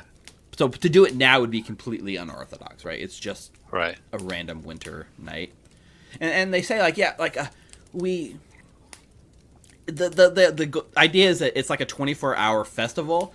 Over the course, there's 4 individual feasts with activities between, and you guys just use the day to completely kick back, relax, and really like take one day to enjoy life, right? And pay homage to Maliki and stuff like that. So it's unorthodox, but they say like we've been researching and we feel like we got a lot of the handles on it, but we were hoping like you could come and lend some authenticity and maybe teach us some stuff we didn't get right. I'd love to. Yeah, it's normally done in the summertime, but yeah, why not? From where I've been, I could use that, and I think Maliki would appreciate it. That's the hope. We hope to show her like love and respect and honor, and we just don't want to do it wrong. So can you come with us? And she reaches out like for your hand. Yeah, I take her hand and Okay, and then she leads you like out. So like on the map here, it's this number 11, this little grove down here. They have this little grove in the back. It's not big. It's not a full blown forest, but it's definitely a little patch of land that kind of reminds you of home. It's like a forest here in Candlekeep, and so it's not home, right? It's not home, but from where I've been, it's nice. Yeah. So I'm gonna give you a quick little like bullet points of all the different activities and feasts they're going on. So the first thing you notice is like if you at home are doing like a full-on festival, like actual authentic thing honoring Maliki, that would be like a Broadway level experience. What you're walking into is very clearly like a high school performance. Okay. The costumes are very much like low tier, and like it's like, yeah, this is like class, and like the colors are right on Maliki, but you know, it's made out of something that doesn't make sense. Like everything is just a little off, you know what I mean? So the first thing is like the breakfast feast is normally done with all kinds of natural fruits and milk from the animals that live in the forest. And so they very clearly like gotten random fruits from all over, like all over the world. And it's not really honoring a specific thing, but you guys do have a very nice feast of like berries, fruits, and goat's milk. And you guys all like sit around and just enjoy this breakfast. So that's the feast 1. Okay.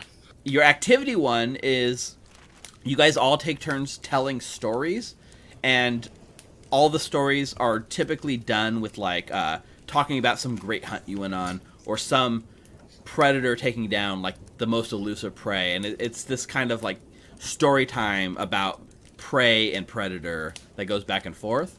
And very clearly everyone you're talking to here is very book smart but not street smart or whatever, so like they are like literally telling stories as if like, yes, I went to, you know, we were in the forest and we were tracking down that dangerous lion, and you know, like they very clearly are not telling stories that really truly like comes from their experience, whereas you can relate like more like authentic stories, right? Right. All right. Feast 2, a whole pig is roasted beneath the ground while those cooking dance a tribute to the beast for giving its life. So this is like, it kicks up a notch. You guys are now in celebratory mode. Everyone starts dancing. There's music that's played. And like traditionally, you wouldn't do it with like a pig. You do it more like a wild boar or something like that. But, you know, they're trying. And so we get to activity 2. Traditionally, this is naked unicorn riding through the woods that can last for like hours upon hours. So immediately, like the entire group starts like disrobing here, like in this glade. And they're like, all right, time for the unicorn ride. And, you know, you start getting a little excited at this moment because other than like moon color, like so long ago, like you haven't been in touch with the unicorn in a while.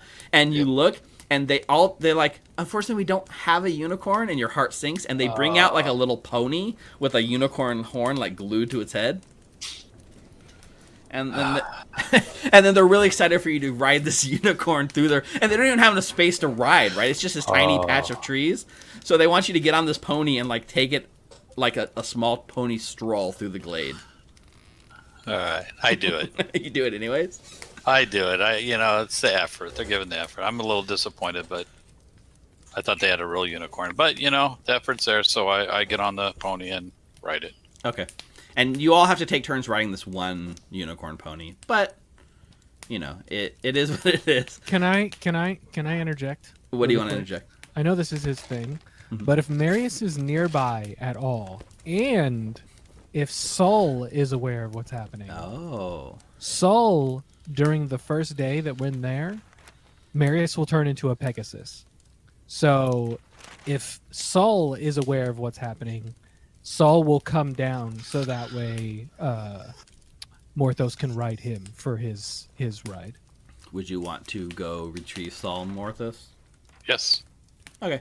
Still not a unicorn, but it's a step up from a pony with a horn glued to its head. Yep. Yeah, I was actually going to say that I was, even prior to this, when you said activities, I was going to go check on him and walk through the garden anyway, so it kind of works out. Nice. That does work out.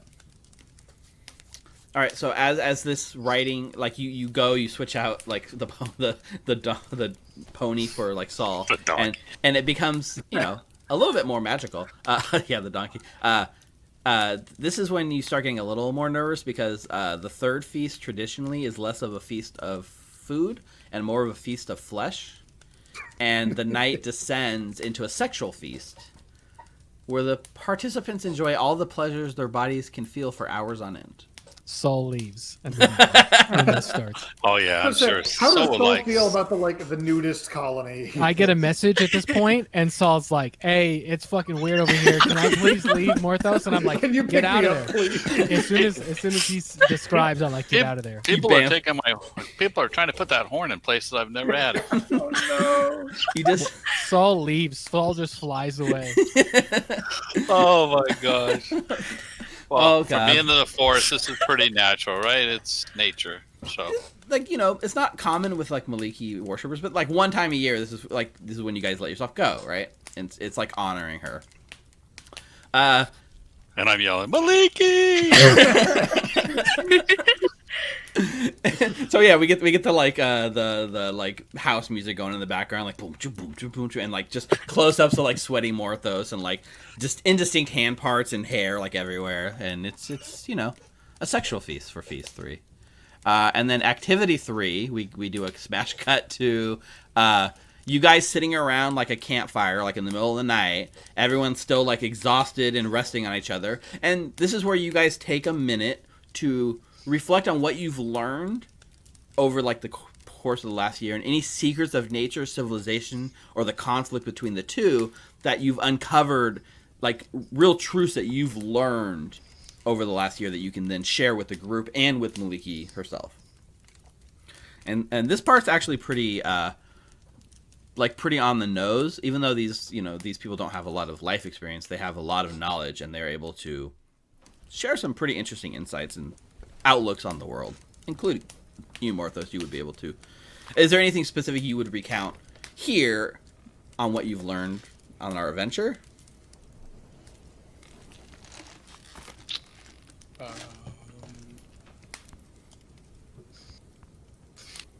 Nothing that comes to mind right now. Okay. And the final feast, the fourth feast, is a feast of tea, pastries, and fresh honeycomb, all shared as the sun rises in the morning, finishing off your 24-hour 4-feast event towards Maliki. And so it's a nice way for Morthos to sort of get in touch with his roots, so to speak, and try to teach a group of young co-eds what it's like to worship Maliki.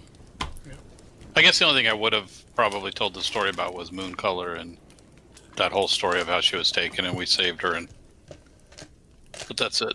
Okay. Very nice. And that's Morthos's montage scene here in Candlekeep. Okay. Good montage. Yeah, it's a. So from there we cut to Marius, and so there we cut to Marius, and Marius is probably like being led down like a stone staircase with this monk kind of like with the hood up and his arms like folded, and what you hear is like he's basically saying, your wings, they made me think. I spoke with Silvira, and I spoke with the others, and you know these lectures you've been given, the stories are so vivid, it's like I was there. Mm-hmm. And I couldn't help but think, do you know of the great Aluando? Would I recognize that? Make a history check for me.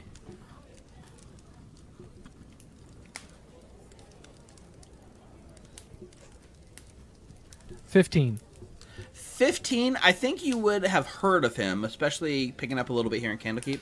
With the 15, you don't know a lot about him, but you know he's like a great prophet, or some people claim he was a great prophet that made all kinds of like important prophecies, and other people dismiss him as just like a lunatic quack who people twist anything he says into something more than it really was, right? That's kind of the general sense of him. So that's what you would know of him.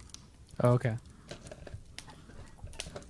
And so he tells you, like, Alawando, he came here and he made, while staying here at Candlekeep, a series of prophecies. Many have come true. Many are still waiting to come true. But I couldn't help but shake this single prophecy that I heard. Share it. The prophecy that Alawando said was, and he's saying this as you guys are like walking deeper and deeper into like this tower, right? He's like, a mortal angel ascended from the depths of hell shall transform a shard of Corellon into its true form. And it struck me because your story fits, does it not? I'm mortal, but I've been transformed into a angel. I came from the first layer, but we definitely went through its depths. And I do follow Corellon.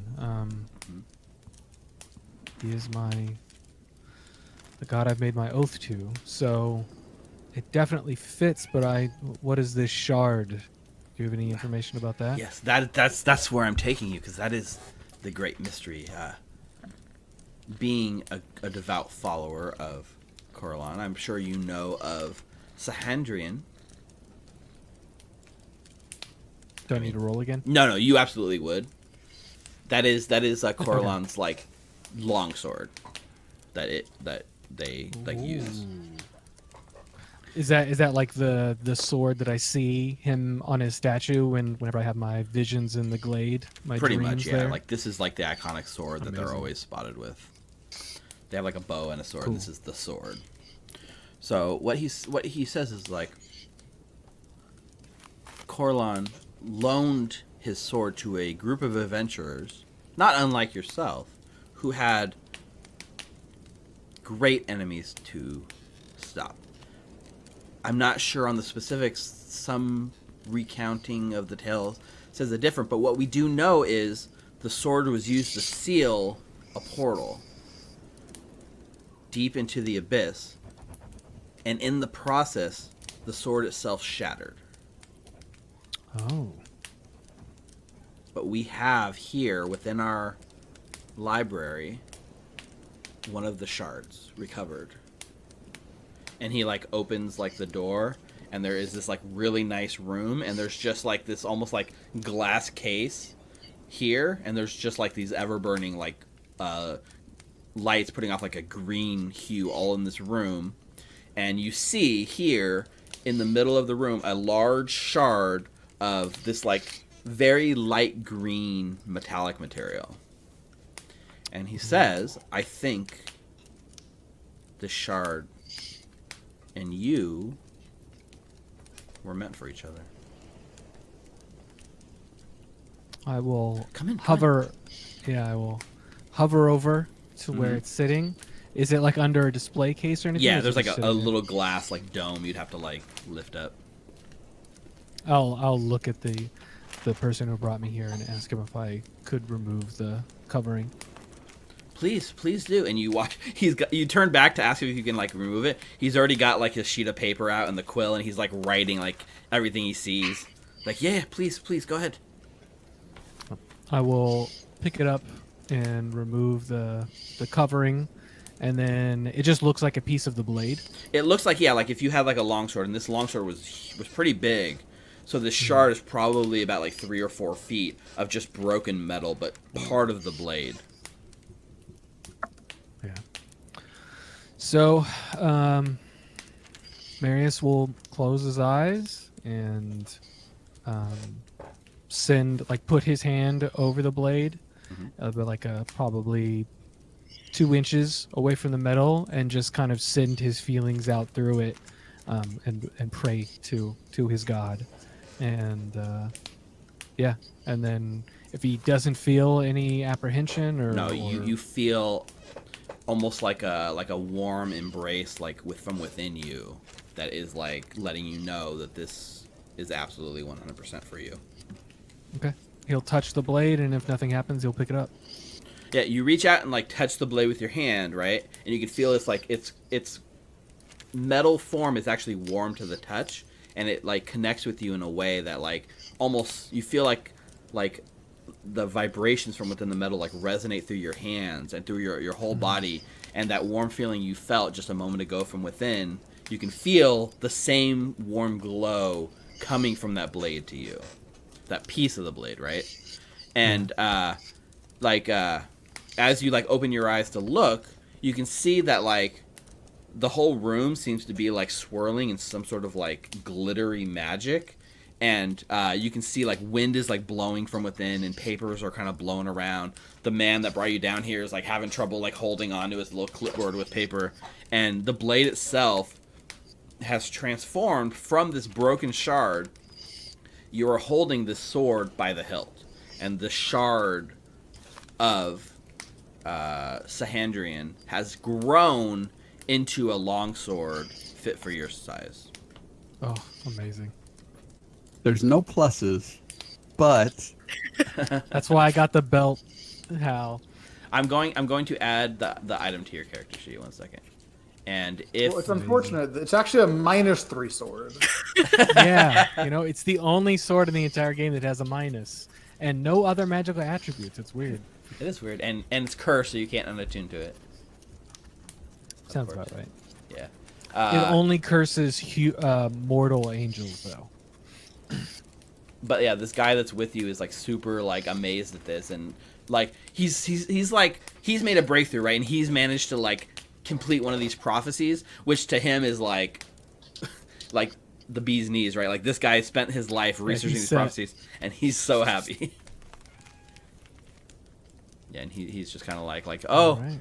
yeah, amazing, and you see like he's scrawling notes like furiously, and so I've given the item name that I'm putting on your character sheet is just called like the Shard of Sahandrian. But if you at any point want to rename this item, if you want to give your sword a name, because this is like your gift from Corellon. Corellian? How do you pronounce it? Corellon. Then that is your prerogative, because it is your Amazing. blade. So cool. Let's see. So I'm adding this Shard of Sahandrian to your character sheet, so it's there now. Reloading.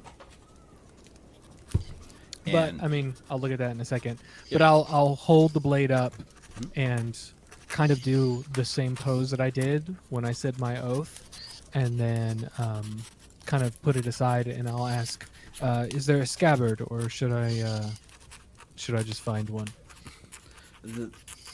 There is none. It was just a shard. Like it transformed at your touch. You saw it. It was a broken, worthless piece of metal, and now it's a fully formed sword. Yes. We can surely get one, and he will gladly like take you around to like get find like there's like a room with just like scabbards, and they're just like testing each one until you find one that fits.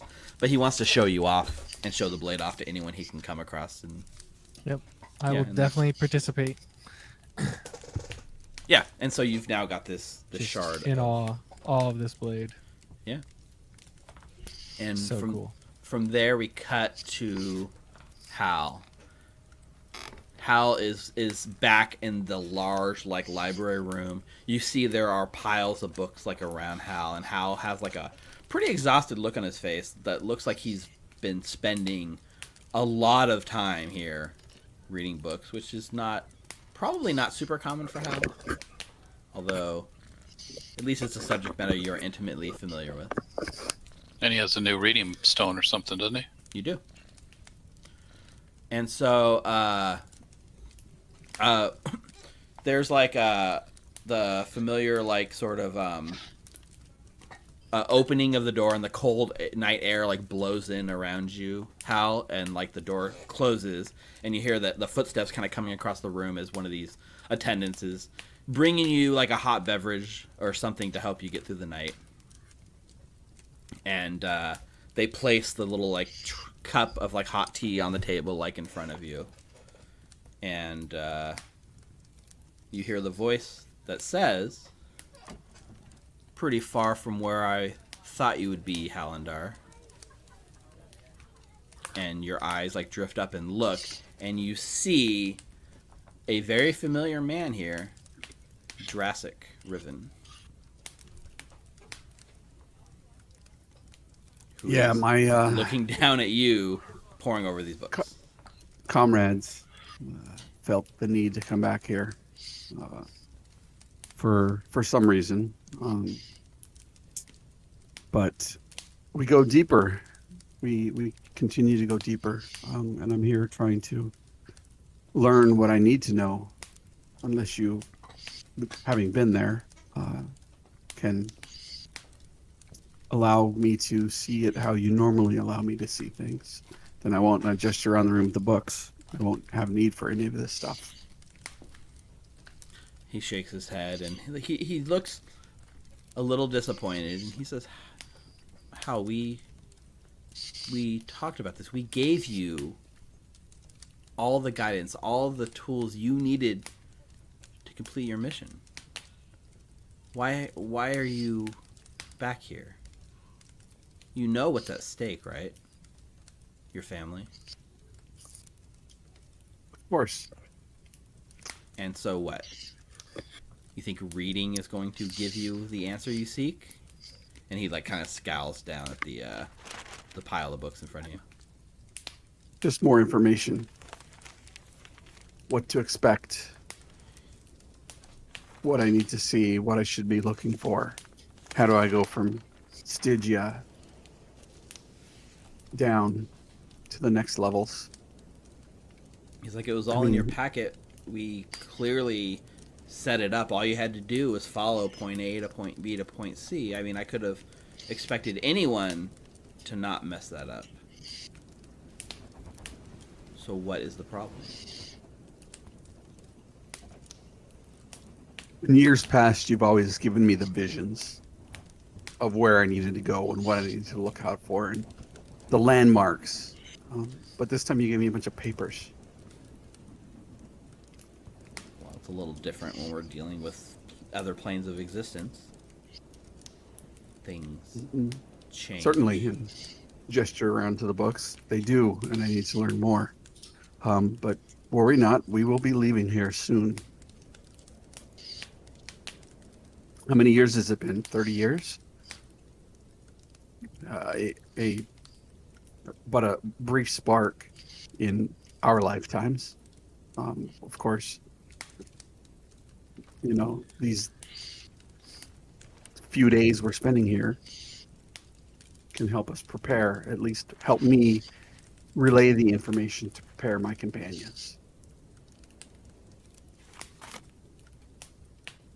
You say you need visions to help. Well, that's the way we've always done it. Sure, You of know. course. Well, maybe this will help. And you watch as like your eyes kind of like glaze over, and you like are instantly transported almost like in a vision to another place, and you're clearly like in like a small like dungeon type room, and in this room you see like your wife and your child. Is it just one child or children? I don't remember.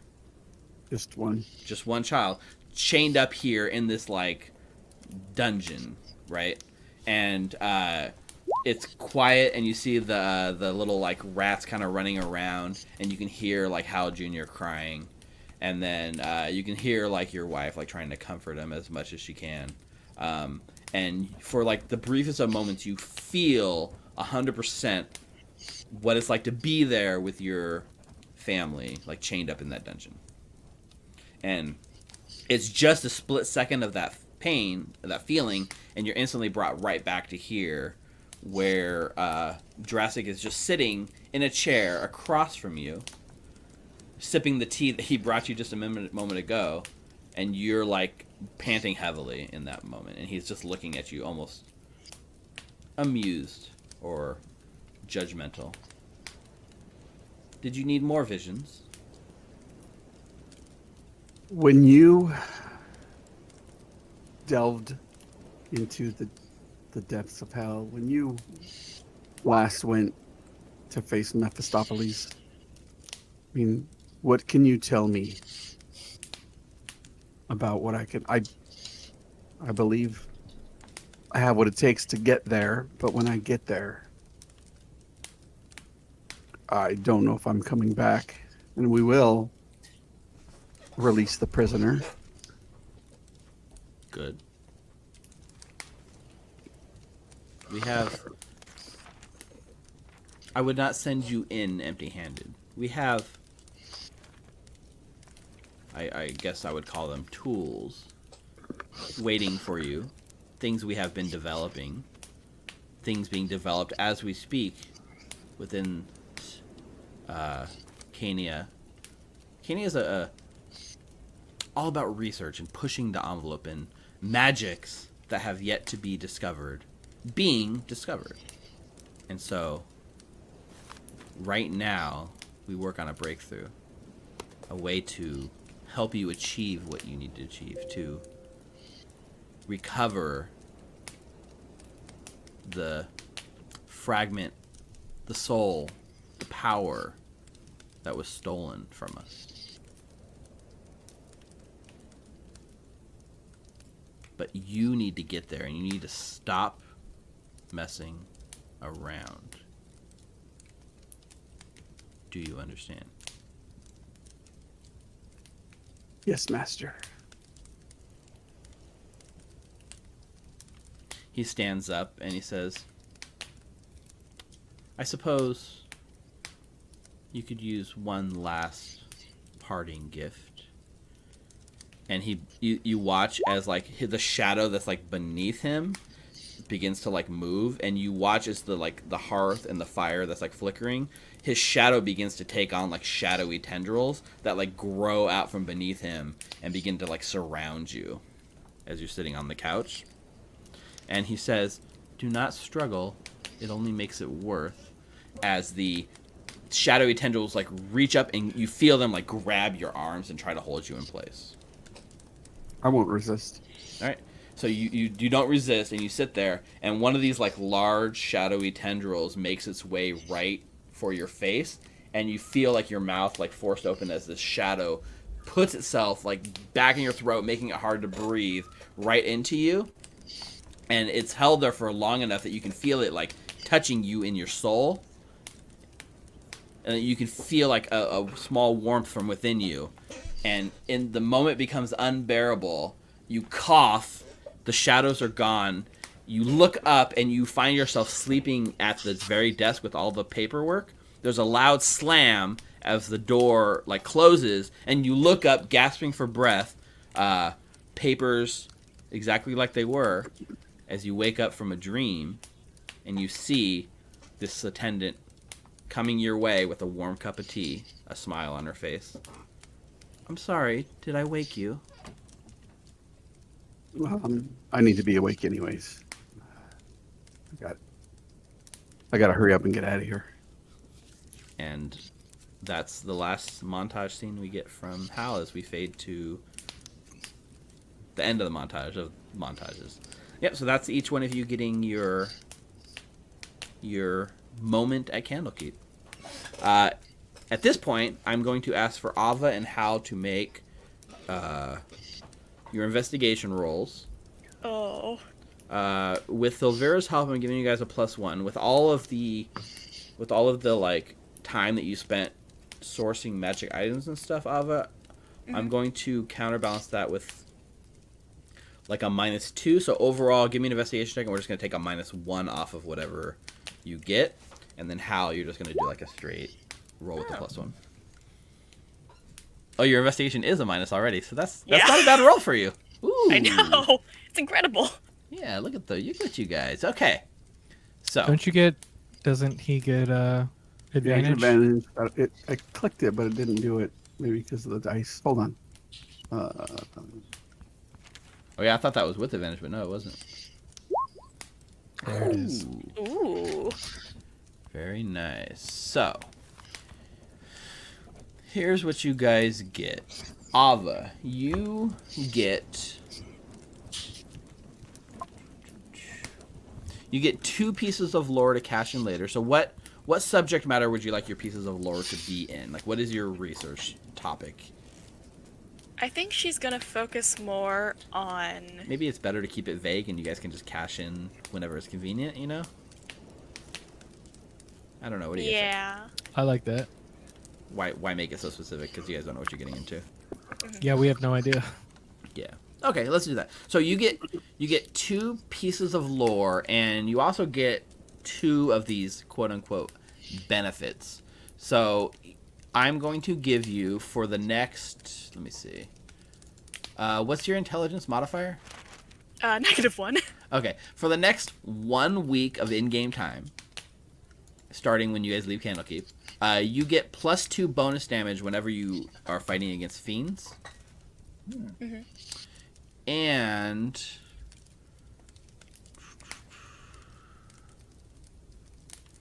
trying to think of something that makes sense from this list of things. I guess I'm going to give you for the next week. You have expertise. Are you proficient in survival? Probably not. So if you're not proficient in survival, for the next week you are proficient in survival when it pertains to the 9 health. All right. So Hal, with your 22 plus another one, like 20 plus, you actually are going to get 3 pieces of lore to cash in instead of 2. And you're going to also get the +2 bonus damage against fiends. What's your intelligence modifier? -2. Okay. So also for the next 1 week, because it lasts for a number of weeks up to your intelligence modifier minimum 1. So you both get the benefits for 1 week. So you get +2 flat damage against fiends on top of whatever you actually had before. And I'm going to give you once per long rest. You can cast either locate object or locate creature. Awesome. Let me put that here.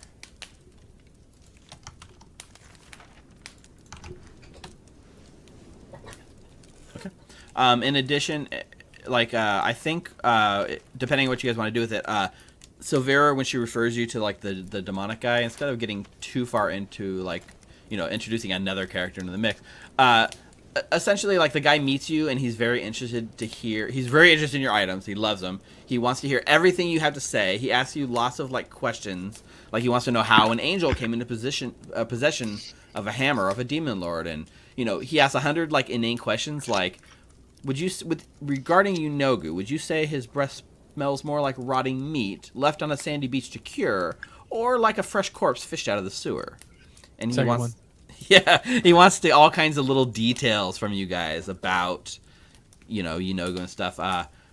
Ultimately, like what he says is by making a donation of those items to the Candlekeep library, he will make sure you guys are honorary lifetime members of the Seekers, which means you guys can have access to Candlekeep for the rest of your life, without needing to present a gift. That kind of covers your membership fees.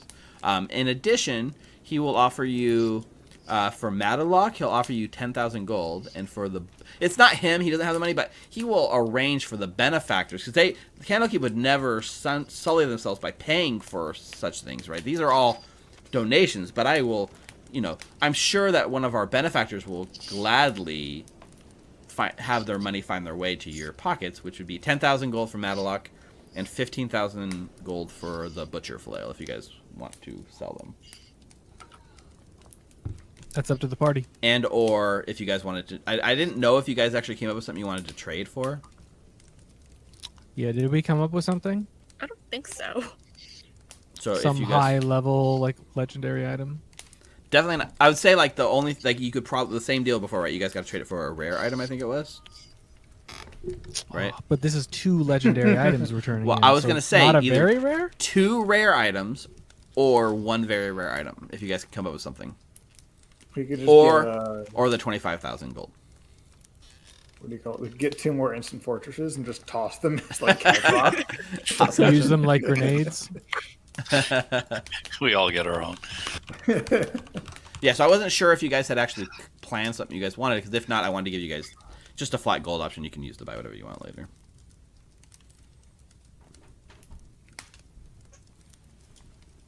So I'll give what I'll do is I'll give you guys time to think about it as we go to our break, because we are at 8:15. So let's take a 15-minute break. We'll come back at 8:30, and you guys over the next 15 minutes can decide what deal you want to take, and then when we come back, we will be going presumably back to Avernus. And I'm not even sure. I was thinking about this. I'm not sure what you guys are gonna do when we go back. Are you guys gonna go kill Bell, or are you guys going to Stygia? I guess we'll find out together. We've only been thinking about items and magical things. Yeah. So let's take a break. Stick with us. We'll be back here on Beyond Avernus in 15 minutes. See you guys soon.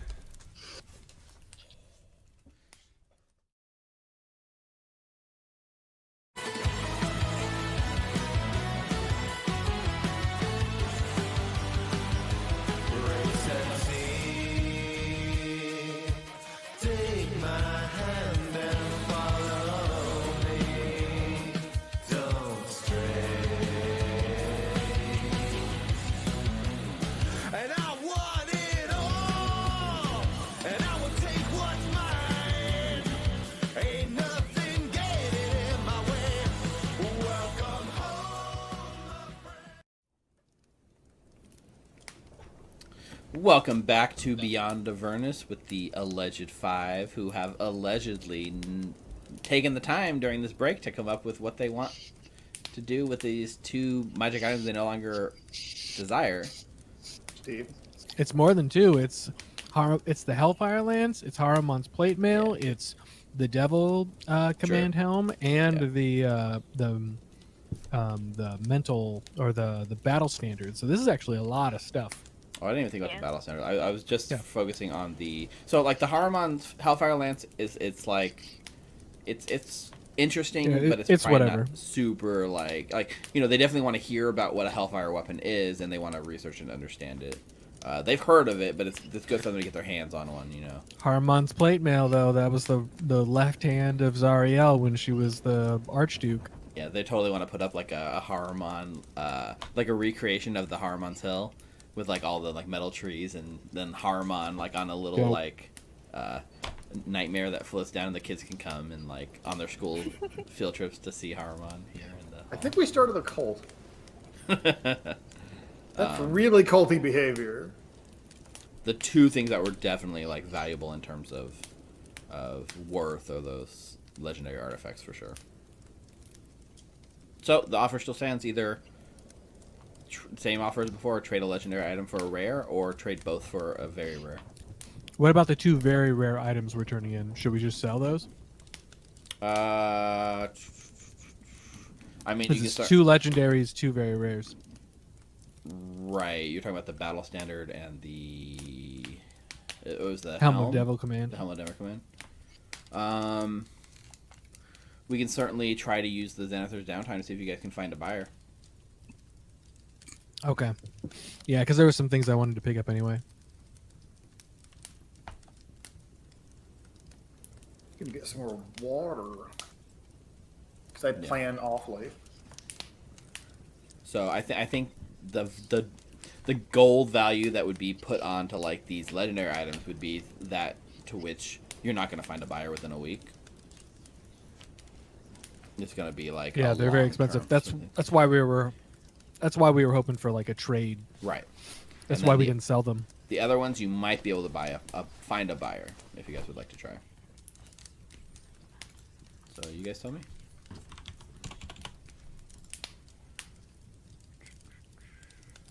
Anybody see any magical items that we want to get? And if we want to, like, say, put a pin in, like, the actual decision, you guys can make it between this week and next week. That's fine with me, too. Okay. Like, if you guys don't, like, if you guys aren't chomping at the bit and know exactly what you want, let's just move on with the game and you guys can figure it out. We either retroactively take the cash or take whatever items you trade for, right? Cool. Okay. Yeah. Okay. So your week at Candlekeep comes to an end. Presumably you have a limited membership here now. I don't know. It depends on what deal you guys took with your items. But, you guys are... I would say Hal specifically is in a very big rush to get back to Avernus or Hells. So yeah, what does that look like as you guys kind of wrap up? Do you guys like share your experiences with each other? Do you get ready to go? Like what's the plan? They do let you know like there is no like magics prevent teleporting into and out of Candlekeep directly. So before you guys plane shift, you're going to be required to like exit the grounds, and then you can go ahead and do your spell. I was gonna ask if I could do a narrative thing, and then also I wanted to buy some like low level, unfortunately not common because I know we could just buy common, but some uncommon stuff. But yeah, that would take some time. I mean, if that's what you want to do, then we can do that. It should be quick, or we could do it in the off time and just say we picked them up before we left. I mean, that could work for me too. So that way we don't take up session time with it. Right. I just hope you aren't going to need it between now and then, you know what I mean? Well, it would be in between this session and the next one, right? Right. But what if you need it this session? What if I could go down there and I you guys just are sent like you the a list. sick Dawn by like Baphomet or something? Yeah. Well, Yeah, and an it's imp will sending appear, stones. teleporting us our goods. Yeah. Decanter of Endless Water, a movable rod, Cloak of the Manta Ray, Wand of Magic Missile, Wand of Magic Detection, Wand of Secrets. Those were just, I was going to pick up one of each. Because those are like party items that we can all use. I have a Cloak of the Manta Ray, by the way. Right. You're using it though, right? That's one of the reasons I felt bad and I wanted to retcon the animal enhancement. Yeah, he's changing his animal enhancement back to gills from the flying thing. Because... Right. Okay. So it's way more crab-like, and it honestly having the opportunity to have gills and then going, no, I have a cool cloak that does that. It seems a little selfish. So theoretically, it frees up that cloak for somebody to use, right? Mm-hmm. Okay. So. Oh, so you're not going to use the cloak anymore? Mm. Well then. So. Yeah, but the other stuff's for fun, like sending stones and stuff. Right. I mean, we can knock these out really quick with the some rolls. So, like, let's say, because the only person that would really be available would be like Marius, I suppose, to do these sort of yeah persuasion checks, right? So it's yeah, 100 gold I down for each specifically item, asked right? Yep. Sorry. So I specifically asked for time off during, like, when I negotiated my time for the week. I asked for time off in the afternoon and evening, and that was because I wanted to do some narrative stuff, which we don't have to get to if it's gonna mess anything up. I mean, I'd rather. But it was also to pick up these items. Okay. You want me to do the narrative stuff first or the buying stuff? Let's do the buying stuff first. So. Okay, so we have. What's your persuasion bonus? Plus 10. Plus 10. Okay, reasonable. And so I think we looked up for uncommon. You need a 15. Yes. And we have. I think we have like 4,000 something party gold. So let's remove the Cloak of Manta. 4,025 party gold. 4,025. 25 is very important. Yeah. Hey, quarters add up. Okay. Yep. So yeah, for an uncommon, it's 15 or higher. So 100 gold. So for the sending stone, let's start with sending stones. It's sending stones. You put 100 down. Pair. 100 down. Okay. So it's 100 gold. Yep. So I'm just gonna ask the party because they're not here, but I want to hear from the players. As I'm doing this, it's gonna be sending stones, decanter of endless water, a movable rod, wand of magic missile, wand of magic detection, and wand of secrets. If there's anything that you believe we should really get, just pipe up when we get to that item, and I'll add extra gold to it to make sure that we either have a better chance or we for sure get it. Sounds good. Okay. So is anyone think I should add money onto the sending stones? Nope. Okay, so then I'm just going to do the 100 gold. All right, 100 gold. Make the roll. Yep, that's a 22. So that's 600 off of the party gold for one pair of sending stones, and whoever wants to put them on their character, I guess. Just as long as we make sure we remember we have them. How about Ava and Marius? Okay. I'll have a second soon. Okay.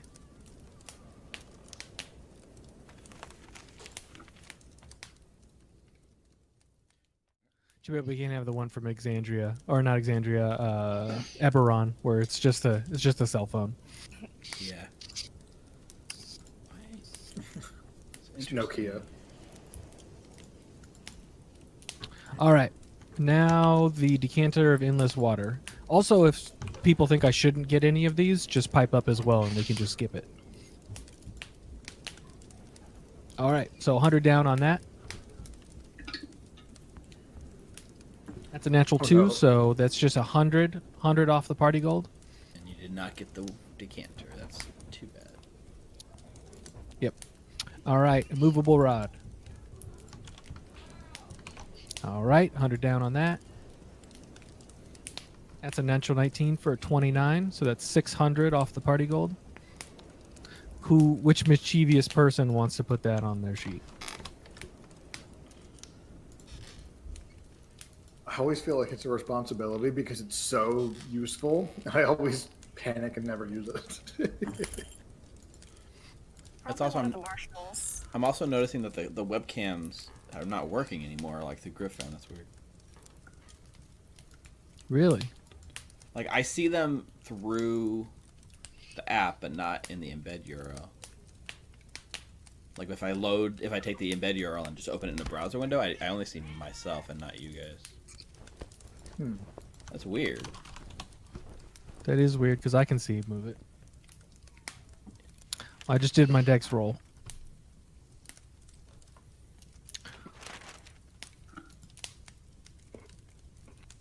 What was the next item anyway? Oh, magic missile. Magic missile. I guess I'll add it to my sheet. Weird. So I on GridFam I refresh and it kicked you guys out of the call, so you guys don't need to re-ask for that. Nice.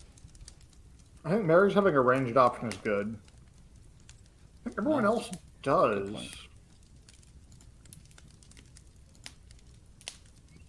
Oh, like the wand of magic missile? So that fixed it. Join the call. Yep, And that's what I fixed it. rolled.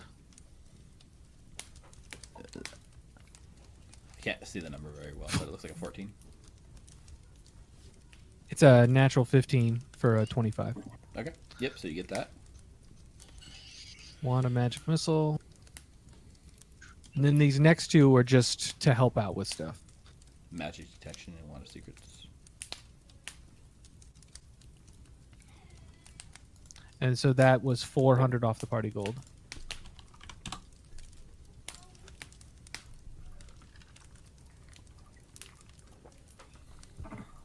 Yep.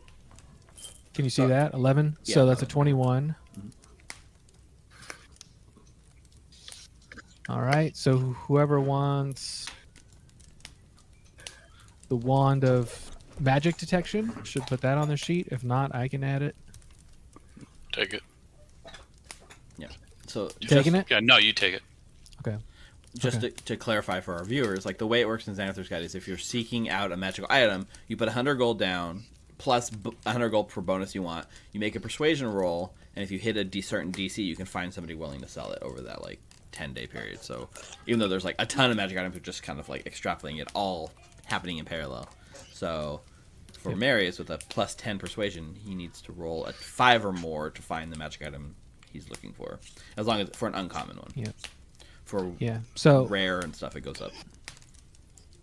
yeah, the DC goes higher and higher. So for the wand of magic missile, that was 400 off of the party gold, and then for the magic detection, that was 250, and this is for the wand of secrets. So let's beat that 5. That looks Did like it. a 17? 7? Yeah. That's a 7. Sure, I can use a different die if it's hard to see. It's just I got it shrunk so small and then also another screen. But it's fine. I can. It looked like a 7. I got it right. So you got that, Joe? Okay. Yep, wand of secrets, so that's 225 GP. Perfect. So we blew through those magic items real quick. You guys now have them. And then I want to sell my longsword plus 1 real quick. It's the same thing, right? It's similar. So let's see. So yeah. So So selling a magic item, you make a persuasion check. Yeah. So go ahead and make that persuasion check roll.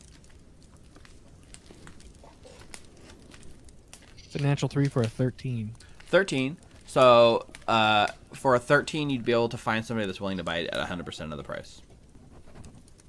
Oh, so wicked. whatever its so price that's 500. is, you get 100% of the base price. Because your persuasion is so high, I don't think it's really possible for you to fall into the lower bucket of 50% of the base price. So that's good. Okay. So what was cool. the total amount that you spent, Jordan?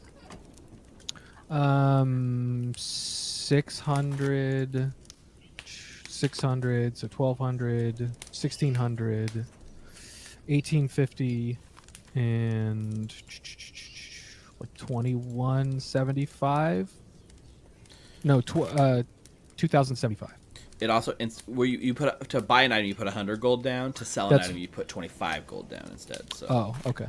So that 25 did come in handy, Steve. Well, the 25 was my personal. That was me selling because I have a new sword now. No! Sorry, bud. You gotta let me zing Steve sometimes, Jordan. Yeah, sorry. why, like, Alright, is it and just then you me sold or that is for like Tyler super 500. echoey now? He's echoing now. I'm echoey. Is it? I was say, let me mute myself, see if I still pick it up. All right. Well, I'm not sure. It's echoing through Mike, but I don't hear anyone else echoing like Zeke is. Is like Tyler Is it because we're in the call together, and when you joined the call, Tyler, you didn't mute your mic, so now you're coming through Discord maybe. and the group Maybe it fan? was. Oh, maybe. I forgot to do It's it. 100% what's happening. Yeah, you can mute it now. Oh, okay. There we go. I see. Perfect. Yeah, no, that makes sense. That's cool. Bless whoever it is. Okay, and you sold that for 500, right? You said so. Well, that Yeah, was so my that goes in personal there. Okay, sold. I put so my gold up. 1950s Yeah. left in our pool. Very cool. Yeah, it was 2025. That's what was used. Okay. And you said you had some like roleplay stuff you wanted to do during this time, right? Yeah, I narrative mean, stuff, it was narrative going to be a thing with each character, but if we don't have time for that, I can shrink it down very easily. I mean, I live for like the moments between your characters that I get to like see what you guys are up to, and that makes me excited. So I want to see them. Okay. You guys well, I kind of planned a little thing with each character. Is everyone down for that, or should I just do a short cool thing? with it. I'm cool. Let's do it. Okay. So Let's do it. let me go to my notes. You are the DM now. Yeah, now I get to sit back and watch the show. I love this. So the reason why Marius asked for that time off, first of all, he's going to do every single day at the end of each day. He goes to Ava's room around the time when she gets back from the stacks and brings up her bathwater for her and drops it off and asks her. Well, I'll just RP it out if Brianna wants to. Good evening. Hi. How was your research? Research has never really been my strong point, so a bit of a struggle, but you know, it's all to help out Hal, so. Right. Yeah, it's worth it. Here's I think this is about how much water you used on your first day here, but it's all nice and hot. Thanks. I didn't want to take any more up of your time, but I did have a question. I'm trying to be a better spouse, so I'm trying to spend time with everybody and get to know everybody a little bit more. So do you mind if I just ask you a random question?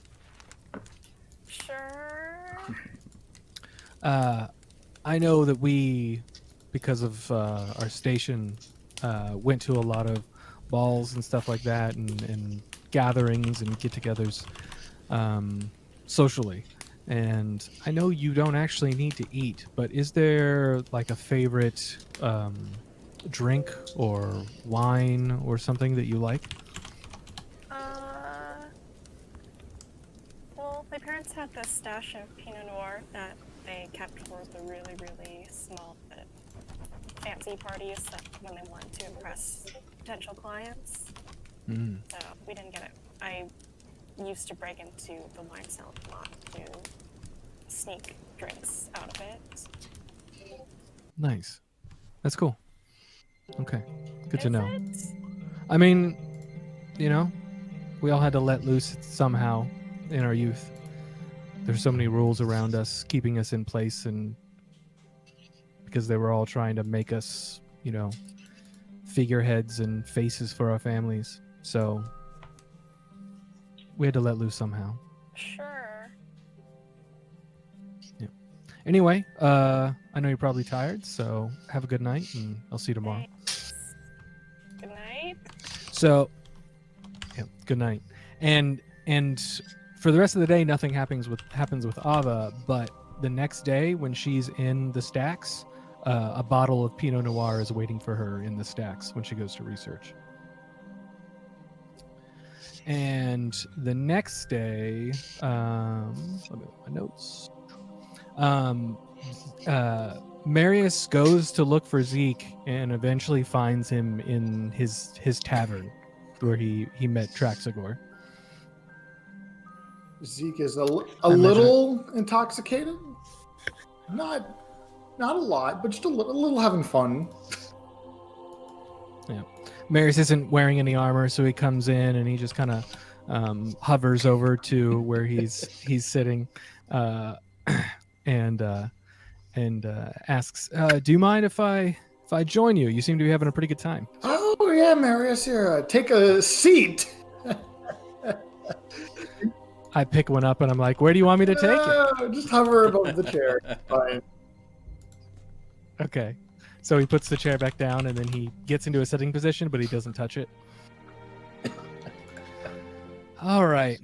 Well, he pulls out the tankard of plenty and like presses a button on it and it fills up with dwarven ale. All right. Well, I'm glad you're enjoying yourself. I'm trying to touch bases with everyone and see how everyone's doing. I've got to say though, out of everyone in the group, the person who's gone through the most change and had a bit of a chaotic trajectory through Avernus is yourself, and I just wanted to make sure and see how you're doing. I kind of click at my pincers. Oh no, I see them. They're definitely something.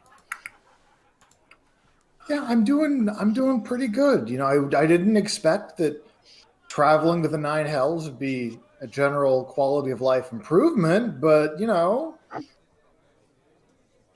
I gotta say, better than I expected. Yeah, you are definitely different than when we first met, and I have to say, I've noticed you haven't really prayed at all. I mean, you didn't really pray when we met, to tell the truth, but there's definitely a different air about you, and with my divine teachings, I can tell that you're not attuned to Eldath anymore. So what's going on with that? Marius' spouses, can we have a serious conversation real quick? Of course. Spouse to spouse. Yes, and right when you say that, Marius kind of gives a look around. Is anyone paying attention to us? A hovering angel and a crab man? There is quite a few like oddities in this room. You guys are by far the oddest couple of all the people in here. People are like sending glances your way, but you don't like. It doesn't seem like people are like overly like bothered by you guys. There's like someone at this. There's no judgment in this place. Right. It's all knowledge and research. Marius will like look over at someone at the next table who's kind of, he can tell is listening in, and he flips a coin over to his table and he says, "Why don't you let an angel and his crab husband have a private conversation, huh?" Seems like it would have the opposite effect. The book he was reading was clearly upside down. So like, and he's like listening to you guys. So like he nods and like takes the coin and puts it in his book and then moves to a further table. Yeah, get yourself a drink as he moves. This is some kind of racket he runs, just pretending to be. Yeah. Nice.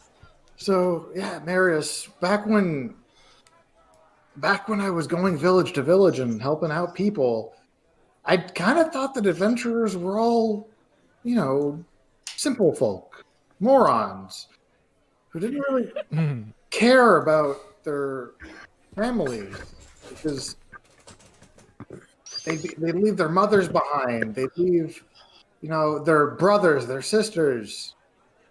And then I just kind of go around helping them out. And it was always really sad to see. But I got to say, I get it now.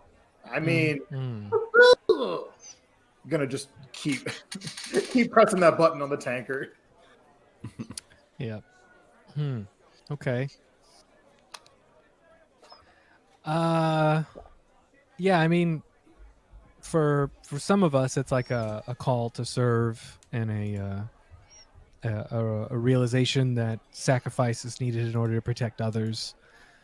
For some, it's just to get out into the world and feel something or make a name for yourself. But it seems like maybe you stayed at home for too long and now you're making up lost time. That's a great way to put it, Marius. Making up for lost time. Mm-hmm.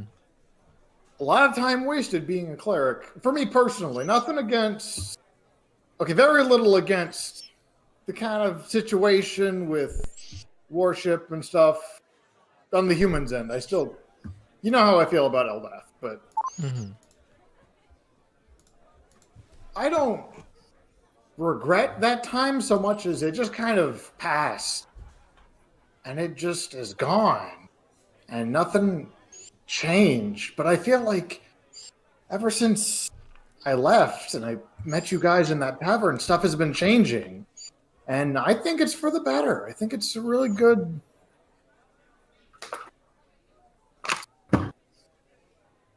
Really good time. Mm-hmm. Mm-hmm. So you're not a cleric anymore. What are you? I am in tune. I am in tune with the divine powers of Hartola. No? Yes, of course. Or just crabs. Wait, hold on. The giant crab we killed. Yeah. That's your god. That's not what I said. Okay. Because if he was a god and we killed him, was he god at all? I mean, yes, gods can be killed. See, this just tells me how much you weren't paying attention during, like, scripture study. You had scripture study? Yes, I'm a paladin. Look, all right. You're not a cleric. No, Never mind. It wasn't. We lived in different times and different places, Marius. Scripture study was just going to church and seeing who was dying. Yes, that is different. I mean, I went to school in El Terrell, which is one of the reasons why I went to go help save it. Wow. Okay. Basically, and don't take this the wrong way, but at the end of the day, as appointed leader of our little merry band and your husband, I have a responsibility of keeping everyone alive. And damn it, Brianna, why are you gonna send me jokes? That's really good. That was good. That's really good. I can't. I'm not opening that tab yet. I can't do it. Don't look at it. It's my responsibility to make sure that we're all on the same team and that we're all looking out for each other and that we all have each other's best interest in mind, and our goal is to watch each other's backs and ultimately to survive this thing, right? Because we just survived one intense, amazing adventure, and now we're going even deeper, and I just need to make sure that you're not just in this as a last hurrah before Asmodeus takes your soul and you don't care what happens and you're just trying to enjoy yourself, because that's great. I don't mind that. I'm all for that. I want you to enjoy yourself and have a great time. but I need to make sure that I can rely on you and that we can all rely on you. Marius, you're a great man. I didn't think we were still married, actually. Oh, we are. But we're not in... Okay, later. Yeah, honeymoon's over. So, you can rely on me to rely on you. That's something I will cure your wounds as long as I can. And I know that if I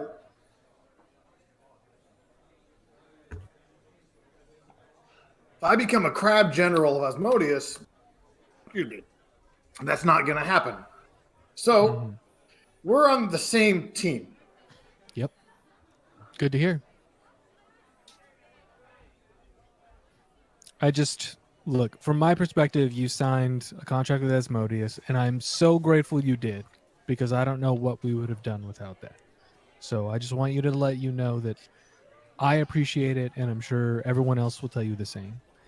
But I've thought, based on our experiences and what I happened with appreciated Zariel, it. that you would learn that.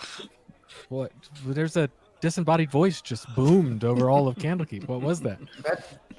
It was in Zeke's head. Oh, was that Asmodeus in Zeke's head? Yes. Holy shit! Oh, But I don't know that, so I'm just gonna keep talking. Appreciated it. So I just see him say that to the ceiling, and I'm like, okay. But I figured, that would be a learning experience, and you wouldn't just turn around and sign a contract again to. And I just motioned towards his body, like. I read the contract, Mm-hmm. and I paid it off. It was just physical gold. It wasn't my soul this time. Oh. Okay. Well, all right. Yeah, That's good to know. Much Okay, more I didn't stakes know than that. The Lord of the Nine Hells has my soul, and or various hands. Yeah. Mordenkainen was on more of that pyramid scheme referral stuff, so I just paid him. Mm-hmm. And that was that. Okay. That's good. I'm glad to hear it. I'm grateful. Just, I don't know. I don't want to see. I feel like what we're coming up against, you've made it kind of obvious how people can manipulate you. And you've now made it visibly obvious. So just be aware that people are going to try and use that against you. Okay? What are they going to do? Turn me into a crab?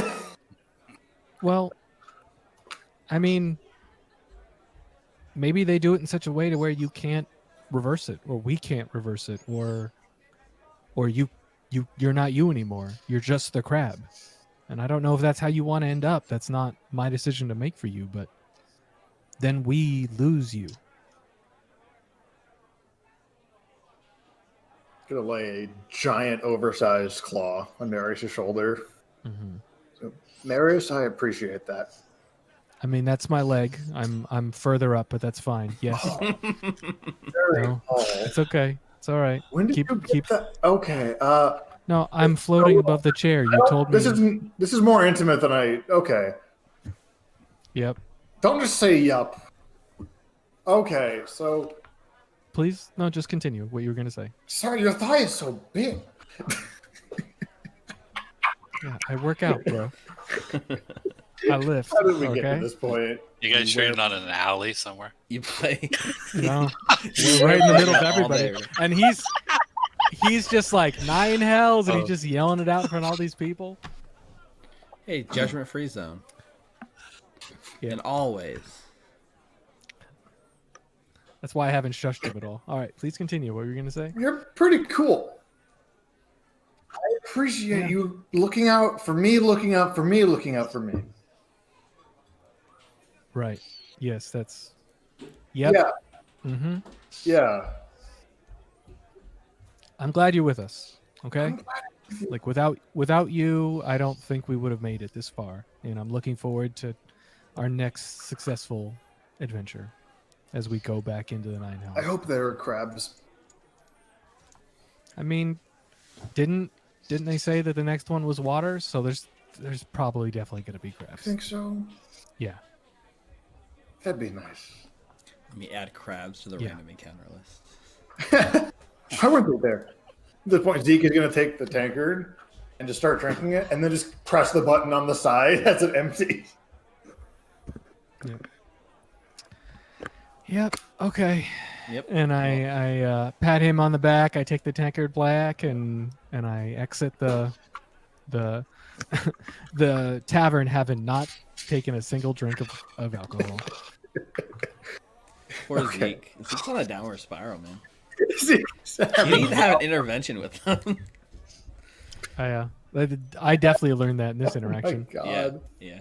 Okay, so we don't need to RP it, but I go from there to go get, because this is the next day, to go get Ava's bathwater. And the question I ask her this time, again, we don't have to RP it unless Bree wants to, but I ask her what her favorite dessert is. Lemon cakes.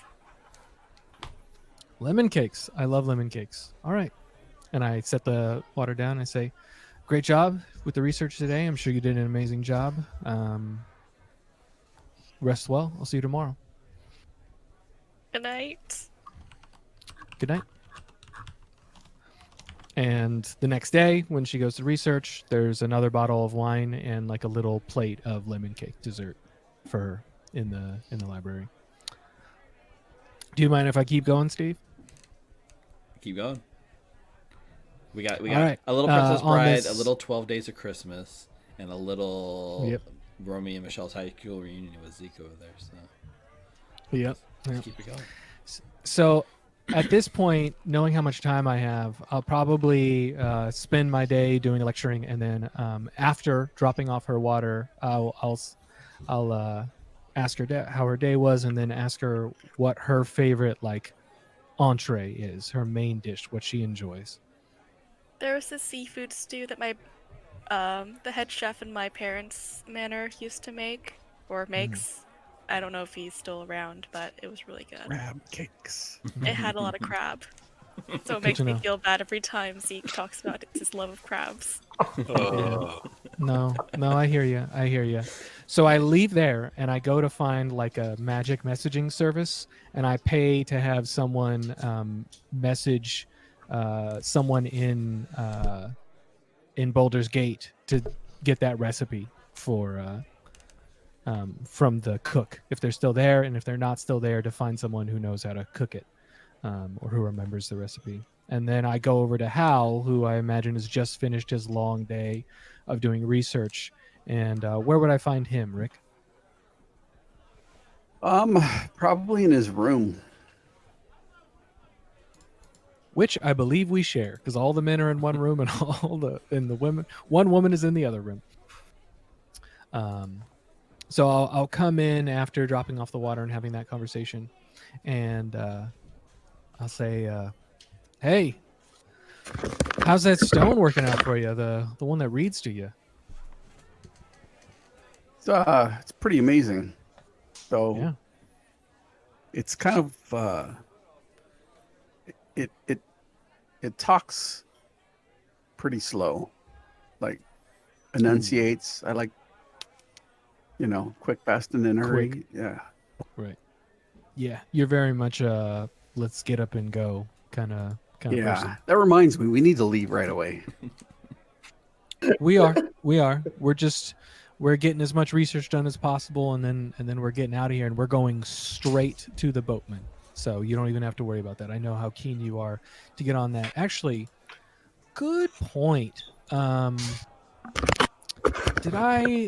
Maybe this is me just making something up, but I'm pretty sure I heard that someone has your family.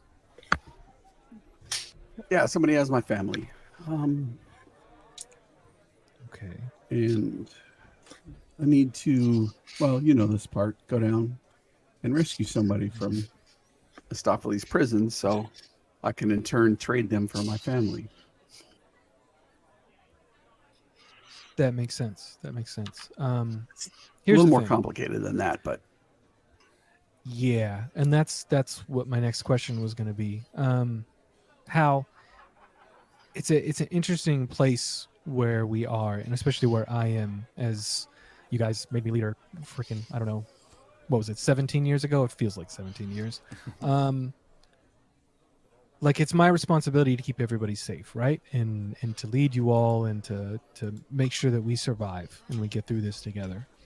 But I have to respect your privacy while also trying to make sure that we know what we're dealing with and what the stakes are and how best to support everybody, including you, in this group. And I don't know if you can share any more information with me, even if it's just, I don't know, tell me about your family, or if you know the people who have them, or if you have any information about this person we're rescuing. Just, I don't, if you don't feel comfortable talking about any of it, that's fine. But I need some honesty when it comes to threats that we have coming. I hope you understand.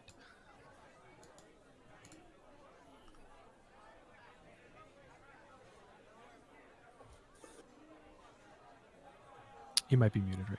You just scared him into like silence. yeah. I know. I'll come with me, and I'll lead him into one of the extra rooms where there's nobody at. Okay. And I'll tell him to close the door. I'll close the door. And I take off the leather vest that I'm wearing, and underneath it is tight-fitting leather sleeves. Calm down. And What did Steven start at the beginning of this whole thing? Wow. a I set the tone. I'm sorry. Hey, now. a thinner vest. And I tell him, don't be alarmed. This might be shocking. And I undo the undershirt and pull the leather sleeves off. And you see Hal's tattooed from his collarbones all the way down to his waist. And it's Elven script laid upon different landscapes. And I say, this is the shadow prophecy. This was what I was born into, and what I was born to do. And as you look, you see almost like smoke, as if shadows emanating from the words on his chest. You misunderstand. I do this of my own accord. I was born into it. Somebody is holding my family,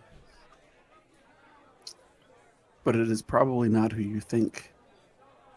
You see, I am a follower of Mask. And he pauses and puts his hands up. Was a follower of Mask until Draven gained at least half of his immortality, and I beseeched him to help me locate my family. Steve, sorry, Rick. Is there like a chandelier or something in this room? There's whatever you guys want in this room. That's fine. Okay, so I imagine there's like a plane, because this is like a side quarter off of the main quarters, like maybe a plane chandelier. Mary's just gonna float up to it and cast light on it, so that way he can see the tattoos and try and see through the shadow that's coming off of Hal. Please continue, Rick. Sure. I go to rescue Draven's brother, being held by Mephistopheles. He was sent there to bargain for some unknown soul about 121 years ago. I was born 120 years ago. Wow. So you might say that this, and he gestures to his tattoos, I was born with this. And not the way that you or Zeke, well, maybe not Zeke, you or Morthos or even Ava may have been born. I was just created for this purpose. Is that how it's been in your family? Is this like a familial thing, a charge, a bond? Others in the family, in the larger extended family, are also tattooed similar to this. They hold different meanings. But I was born with this, or brought into the world with this. And then I probably grew up much like you. Things were expected of me right away.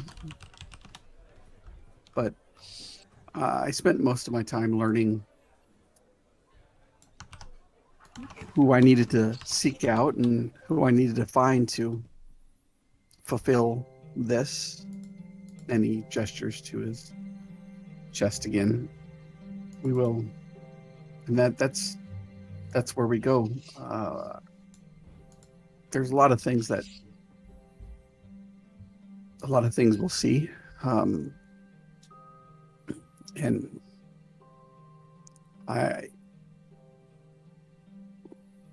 once I reach Drassic's brother, I'm not sure if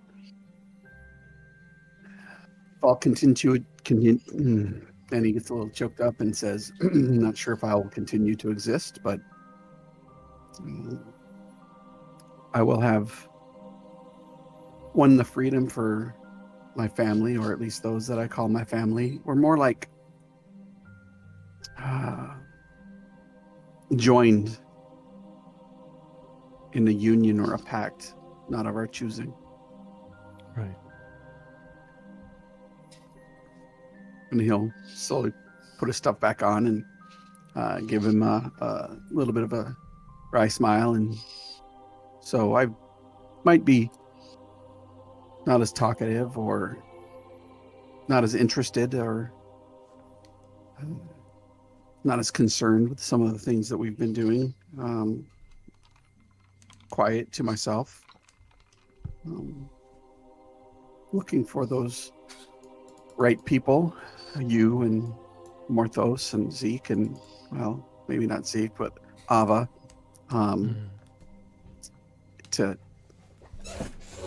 to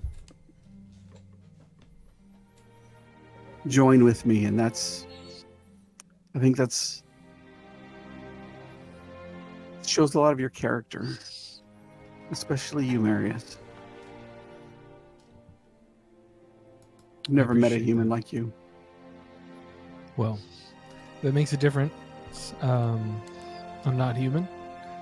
Even before this transformation, I was adopted by my family. So, because of some latent celestial blood found purchase in me, and that's where I got a lot of my powers before this happened. And he motions at his wings.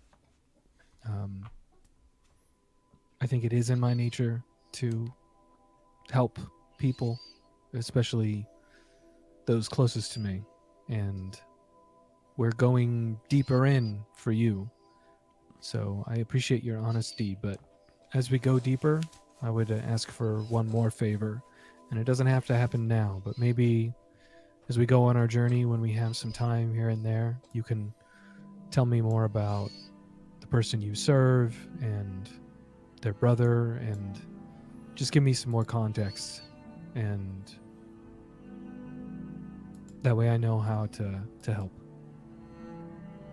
Well, this will be a start, and I'll go over to my pack and start unfurling all the different paperwork and say, here's where we are, here's where we need to go, and then we'll spend some time kind of walking through the whole packet. And it's obvious that Hal can read as he's pointing things and reading them aloud to Marius and showing them, and as we're walking through the information that I was given. He can read now?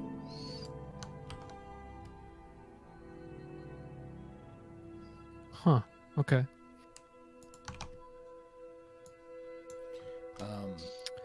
Interesting. Oh, that did not work right. I copy pasted something in Roll20 that broke Roll20, and I'm afraid to hit That's... send. Oh, weird! It yeah, I broke my Roll20. That's weird. All right, I'm refreshing. Huh. Wow. Yeah, that's wild. So I imagine we spend the rest of the day kind of going over the paperwork and everything. Yeah, good stuff, Rick. Thank you. And then the next day, I'm gonna find Morthos, hopefully after the orgy. Right in the middle of it. Come on, Marius. Come on, join us. No, at this point, Saul has like warned me on what is happening, and I wait until it's over. I point to this alley around the back. Marius, go back down that alley. There's... No. Saul told me what was going on. I'm glad you got to ride him instead of the stupid pony. The man's selling something in that alley. Saul said the pony was stupid and looked dumb. So I'm glad you didn't. It really was, Marius. I have to thank you a lot. That was awesome, and everybody. I think it made a big difference to everybody there. Good. I'm glad. Rituals and our spirituality is important, and I know how important your connection to Maliki is. So yeah, thank you. I'm happy I could help. Do you have some time though? I wanted to just have a quick chat because you're in a. I don't know if you realize this, Morthos. You're in a unique position out of all of us. Oh, happy to talk to you. What's up? So I imagine like if he's near like this garden area, there might be some like benches or chairs and like a picnic area somewhere nearby. Yep. And we'll find a bench, and I have like 2 like wooden cups, and I put them on the table, and I hit the button on the tank of plenty, and I pour some dwarven ale for both of us. And I go, here's the thing, right? I can, from a strategic standpoint, I can understand why Ava is still with us, right? She's still connected to Belle and cares about us as a group, but really, she has some skin in the game. She's still trying to better her position, right? Zeke's going through some stuff. I didn't say this to his face, but I'm pretty sure it's like a midlife crisis thing. Yeah, and there's something there. And then like a huge like crisis of faith, considering he's not following his god anymore. I don't know if he ever really was, but yeah, so that's an interesting thing. I think he's in it for the lulls, and I don't know. As long as we can direct that energy, I think it won't damage us. And then Hal, we're doing that for him. And that's why we're going deeper, right? Yep. I'm going because you guys appointed me leader. And if the rest of you are going, it's my job to keep you safe. But at the end of the day, you don't have any skin in the game anymore, right? You succeeded in the quest that you were given from your god. And if anyone can walk away clean from this, right? It's you. You have whatever responsibility that you want to have to the rest of us, which we appreciate. We really do. I do especially. You are an incredible asset in the field, and your caring and your compassion during the quiet moments during this adventure have been a huge boon. So I'm grateful that you want to come along, but I really want to hear it from you. What are your goals? Like, how have you been since you succeeded, and then through this whirlwind, and then what do you want going forward? Well, I mean, I think everybody knows that it came. The reason I ended up going to hell and met up with all of you in Baldur's Gate was trying to find Mooncolor and free her, and I did that because even though Maliki's my god, I have someone back in my village that I wanted to marry, and her parents didn't think much of me, right? They didn't think I was worthy enough for their daughter because I'm half tiefling and half human, and they see the tiefling side of me, and they just see evil. They just see a somebody who's not worthy. So, Right. so I've always never felt that good about myself. And when Maliki came, because our unicorn was taken, I thought it was an opportunity to show my worth to the family, and maybe they'd let me have their daughter's hand, come back as a hero. Right. So again, that's what brought me down here. And, I met you guys, and I've never felt better about myself. Every day it seems like I'm getting stronger. I'm learning more of who I am. And, I do like helping people. I mean, we saved the city. Zariel. I cannot believe how strong we are as a group. I mean, you hear people in hell are scared of us. Mm-hmm. And so, and when I hear that Hal needs help, and, once I heard that they actually had his family, I mean, I couldn't imagine. I know how it was just for a totem, which is just a unicorn that Maliki gave us. I can imagine if it was my family. So, I think the more I can do down here, the stronger I'll be when I come back, and hopefully they're going to look at me much different, and I'll be able to marry my girlfriend.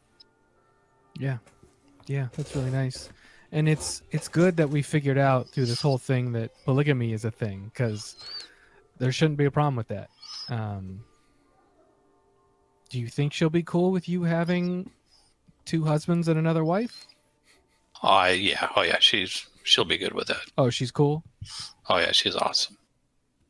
Nice. I'm gonna sure Soul around told real you quick. kind of like what happened with our fest. That's kind of a thing. Yeah. It's all natural. Whatever makes you happy, man. I'm gonna look around real quick. We're like sitting in the middle of this garden area. Is anyone looking at the tiefling and the angel? A couple of half-naked, sweaty, college kids that are like, you've taken away like they're like the center of their party, but they're watching from a distance. They're just I'm waiting for you to come back. I'm gonna yell over and be like, "Hey, how about you give a tiefling and his angel husband some privacy and go back to your orgy?" Well, you caught him after the orgy was over. He'll be back soon. Orgy's been over for a couple days. They're still out there. I don't know that. No, but yeah, they're still just they're back. Looking to rut. They go back. Jeez, sorry about that. Well, look. Here's the thing. I'm gonna make a promise to you right now, because you're putting your life and soul on the line for Hal and for us. So I promise you that if you and I make it out of this, even if it's just you and I, then I'm gonna go back with you to your forest, and I will give those parents a piece of my mind and let them know that you have the blessing of a celestial. Okay? So that means so much to me, Marius. You're very welcome, man. I appreciate you deserve that. it. You deserve to be happy. So I hate people who are stuck backwards in their ways and just don't understand that people are just people. It doesn't matter what we look like. Yep, very true. All right. Well, it was good to catch up with you. I know that your sweaty college kids are missing you, so I'm gonna go do my thing. You enjoy yourself. You want me to top you off? I got like 2 more. Yeah, please do. That'd be awesome. So I hit the button. I fill up his cup. You go have fun. Stay safe. And I'll see you back at the room when you're done. You got it, man. I'll see you in a little bit. All right. And I fly away. Morthos, come back. Oh, God. Lots of that. So I get back to the room near the end of the day, and I find Ava again, and I bring in her water, and I say, "How's your research?" Well, it was research. I'm kind of tired, actually, so. Okay. No, I won't take up any more of your time. So here's the water. I do have 2 questions for you, though.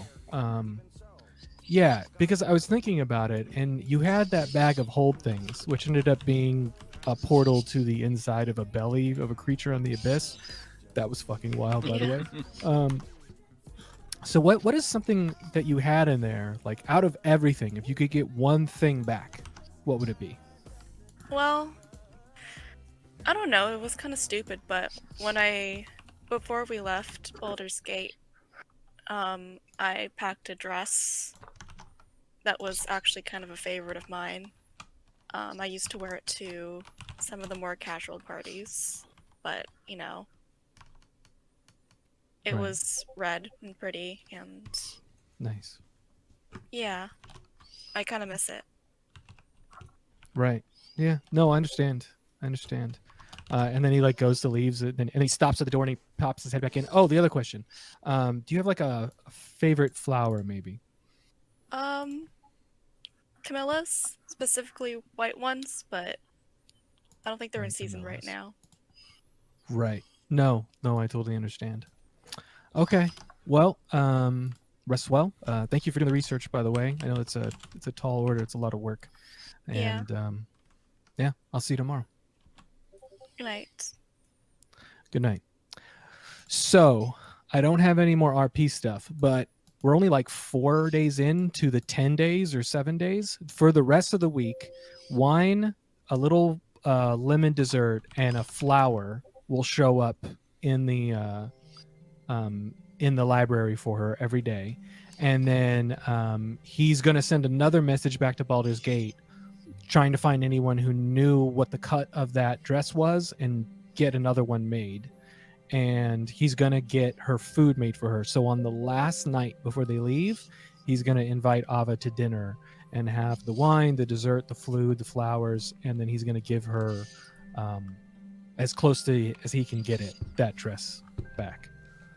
And he's going to buy himself some fine clothing. So I've already marked off the 32 gold for fine clothes. Okay. And yeah, have a little dinner scene. We don't have to play it out. It's gonna, a little romantic dinner scene might be weird for everybody to listen to, but yeah, that's how the week's gonna end for Maris. And I don't have anything else RP wise. Very nice. That's awesome. Good job. I like sitting back and just letting you guys take the show, because then I get to come along for the ride, and that's what I like. Sorry, He's trying to court his wife, basically. Yes.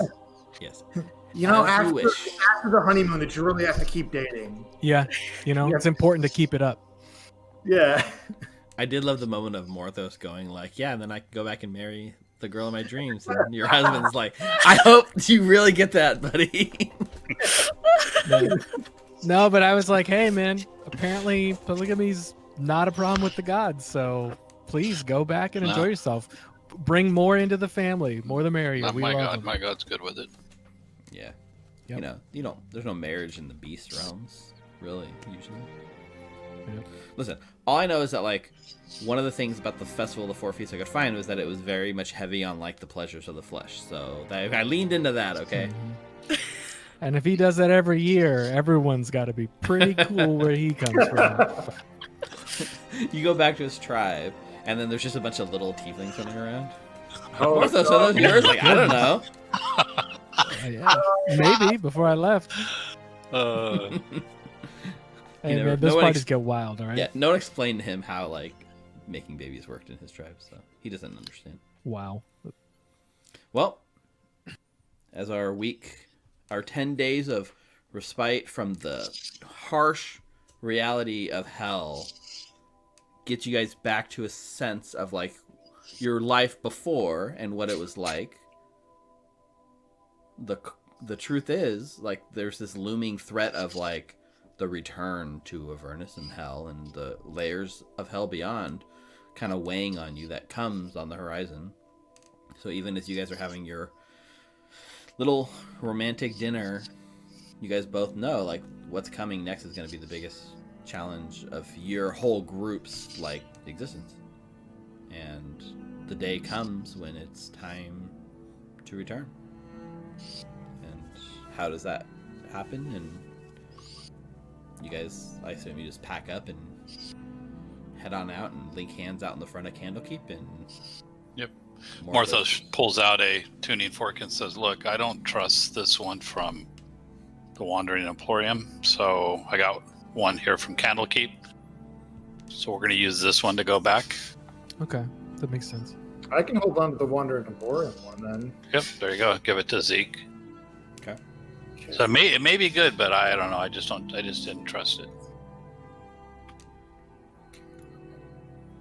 Should we put Molotok, the butcher flail, the battle standard, and the helm of devil command like in a separate column of like, let's set these aside for when we decide what we want for next session? Probably. Okay. All right. So if this is the moment where we are plane shifting, you know, that's up to Morthos. Morthos, as you begin casting the plane shift spell, and everyone has to kind of like, I think the spell specifically calls out holding hands, right? Yep. So we're all holding hands in a circle again, and Mhm. somebody's grabbing on each leg of Soul, right? He's going to come with us. Yep. As a Pegasus. So he and I are both hovering off the ground. and Nice. we're just putting out stuff. That was your Jeremy is next to me, so somebody will have to be holding Jeremy's other little claw. Nice. There you go. And so, Morthos, like, as you cast the spell, you have to very vividly in your head picture where you guys are going. So, where are you going? Oh yeah. Where are we going? We left the vehicle at River Styx, right? or what is Mornin Canaan. I don't remember. In his tower. At the Tower Burn. No, we left it. Yeah. No, we left it for some devils to watch near the sticks. Yeah. At the tower. Oh, is that the? No, it was at the tower because did we leave it with the devils at the sticks, Yeah. or did we pay the mercenaries No, at the we tower? paid them like 100 GP. But it was at the Tower of Erm. That you did Ugoloth. that. Yep. Yeah, the Yeah, Ugoloth outside. it was the Okay. mercenaries. Tower. Okay. All right. So that's where we're focusing on, right? The same idea, just Yep. different place. Yep, that's where we're All going. right. This time I remember I learned that I gotta hit the tuning fork, make it vibrate. Mhm. Say abracadabra, reach out and grab us. There we go. Okay. And you guys are, as the fork like echoes out and the tuning fork kind of resonates around, there's that like loud like music as the world that kind of like fades around you, and you guys see like a small black hole in the center of your circle like kind of form and pull you guys through, and you have this falling sensation as again you're holding your breath, you're traveling through this like weird ethereal sort of plane of existence, through the astral plane, through all these things, as all these like planes of existence flash past you, and just when you don't think you can take it anymore, you appear and you guys are greeted at the base of a large wizarding tower, that oppressive heat once again bearing down on you guys, making like you sweat, making everything feel uncomfortable. The dry heat, the sand, the taste in your mouth goes like acidic. Welcome back to Avernus, to Legend 5. Yay. Oh. Oh man, I forgot how nasty this place was. It was nice to have a little vacation. It sure was. And yeah, you see the same like mercenaries that are kind of camped around the tower as before, and you see the ones that are like here to keep care of your war machine, and if you guys are interested in recovering it, like they have it in their possession. They even gave it a car wash. Nice. Oh, amazing. Sorry, an infernal war machine wash. Nice. So we head The down to only the. water that was nearby was this bloody lake, but Is it red now? Like red paint? I mean, it was probably reddish before. Anyways, all the sand here is red, so it has a red tint no matter what.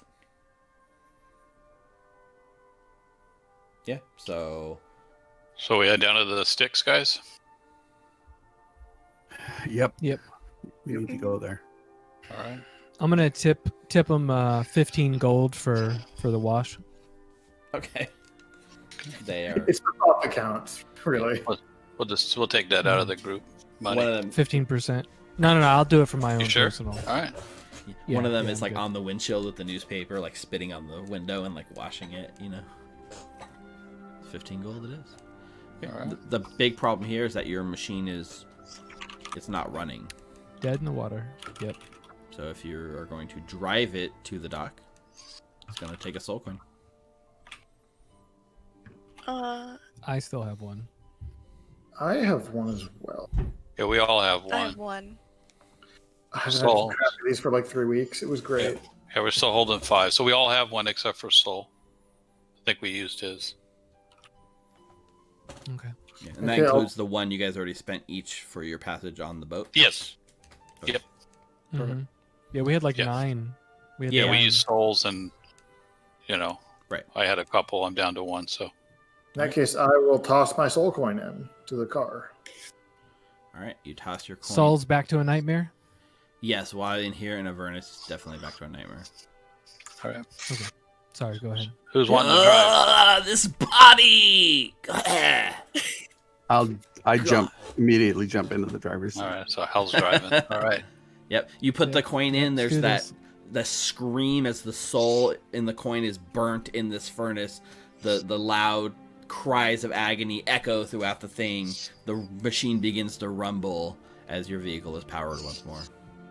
You just burn someone's soul alive just to drive like a mile. It's not a mile. There's no distance in Avernus. Yeah.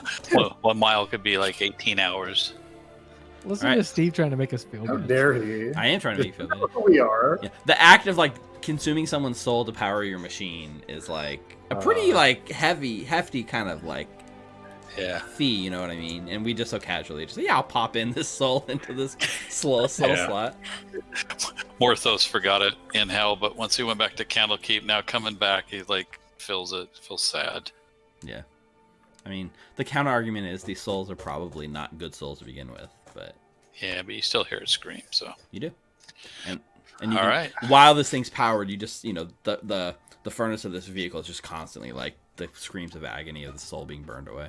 And that's just how these machines operate. So yep. So Hal, why don't you roll? We are going to the docks, right? Yep. All right. Why don't you roll me Yep. 2d8? 2d8. All right, 1 second.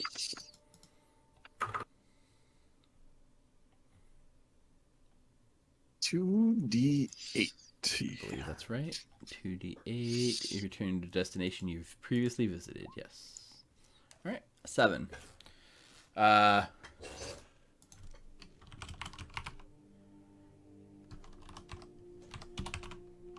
So you do make it successfully. Good job. Although this trip from the Tower of Erm to the dock takes you guys. You're back to this like hellish landscape times, and towards the end of your journey, things were going really smooth for you guys. But it's back to like feeling like things are working against you. It takes you guys 24 hours to get from the Tower of Erm to the dock. At least you get a long rest, right? Yeah, I was gonna say for Morthos, it's good even a short rest to get my spell slots back for. Yeah, you short rest. And you're like, God, forget this. We're just gonna plane shift back to Candlekeep and then back to the dock. Like it'd be faster, but It actually kind of would. it would. Yeah. yeah. So yeah, but you guys make it without issue. Hal is able to navigate back to the dock, and you don't get veered off course. It just takes you guys a long time. And you pull up, and it's the similar sort of docks. You have the Zariel's like now dormant infernal tower like docked here, and the Blathsphere like hanging on its chain over the river Styx, and the boatmen just sitting there as they always do, or in the water waiting for your return, creepily enough. I'll pop out and look at the group. I'm not sure what we're doing with this. Are they ferrying it for us? No, we're not going to be able to use it where we're going because of all the water. And I look over to the group that did our upgrade, the research fiend or whatever his name was. Yeah, his name, I had to look it up because I was blanking on his name too, but his name was Basilstein. Basilstein. The Horn Devil.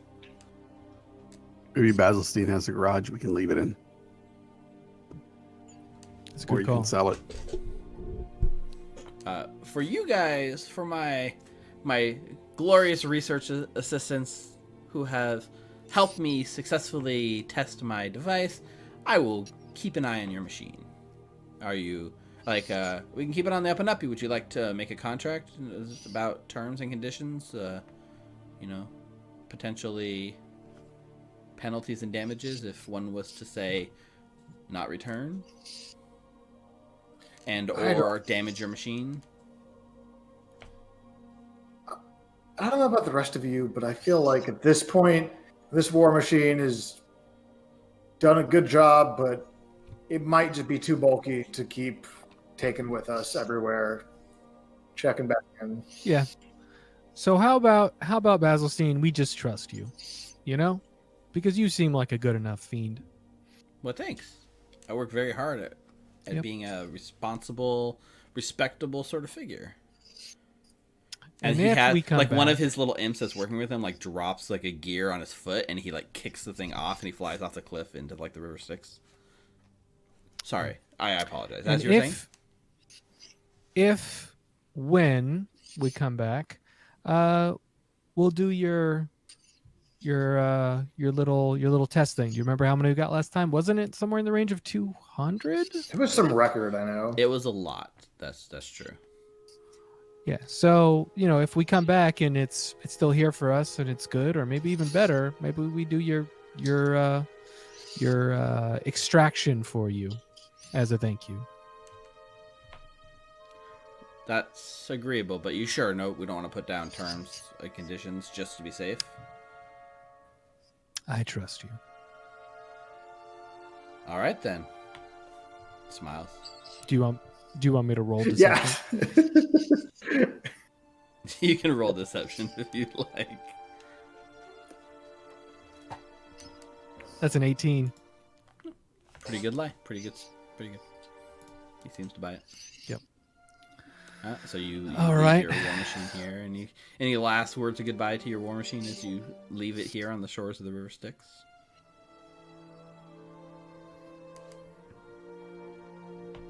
Which is like good riddance.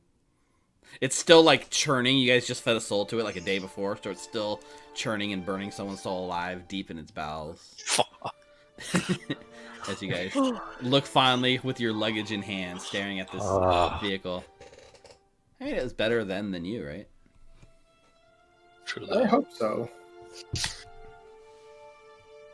All right, Hal, where are we going? Yep. Hal, where's Hal? Hal's already like on the boat. Just sitting in We there. head down to the docks, and I start getting out my thick fur coat and breeches. Mhm. It's gonna be cold. You guys ready? Yep. I bought cold weather gear. How about the rest of you? I also bought it while we were in Candlekeep. Cool. I smack my shell. I guess that's... I don't. I was kind of hoping for confirmation either way. You can fit so many cold weather clothes in this bad boy. Like smack him on the shelf. Yeah. Yeah. So you guys board the like. It's like a little. I mean, it's big-ish. Definitely not like a small canoe, but it's not a huge boat, right? It's enough for you guys to like pretty snugly fit. As you kind of like get on, you can feel like the whole like boat like kind of like sinks in as you guys one by one add your weight to its sort of buoyancy. And then this like skull face ferryman just looks right at like Hal, because who like kind of commissioned this whole thing, and says, "Where to?" Did ya? And he We're going to nods. Stygia. And he takes his giant oar off the back of the boat and kind of pushes away from the docks, and you feel like yourself float into like the middle of the river, as on one side of you you have your infernal war machine, the docks, and everything that you've been, and on the other side of the river, very ominous on the horizon, Bell's Forge, a giant volcano which seems to have like smoke like kind of rising from it. And you begin your descent down the river Styx. So Saul is kind of flying next to it, and we Right. didn't pay for Saul, right? I don't think you guys did, but he's Nope. flying. So they're flying. I side eye and look at the ferryman. I'm like, do you mind if my mount comes along, or is this kind of against the rules? That is merely a conjuration and not a Soul. soul, so I am fine if he rides.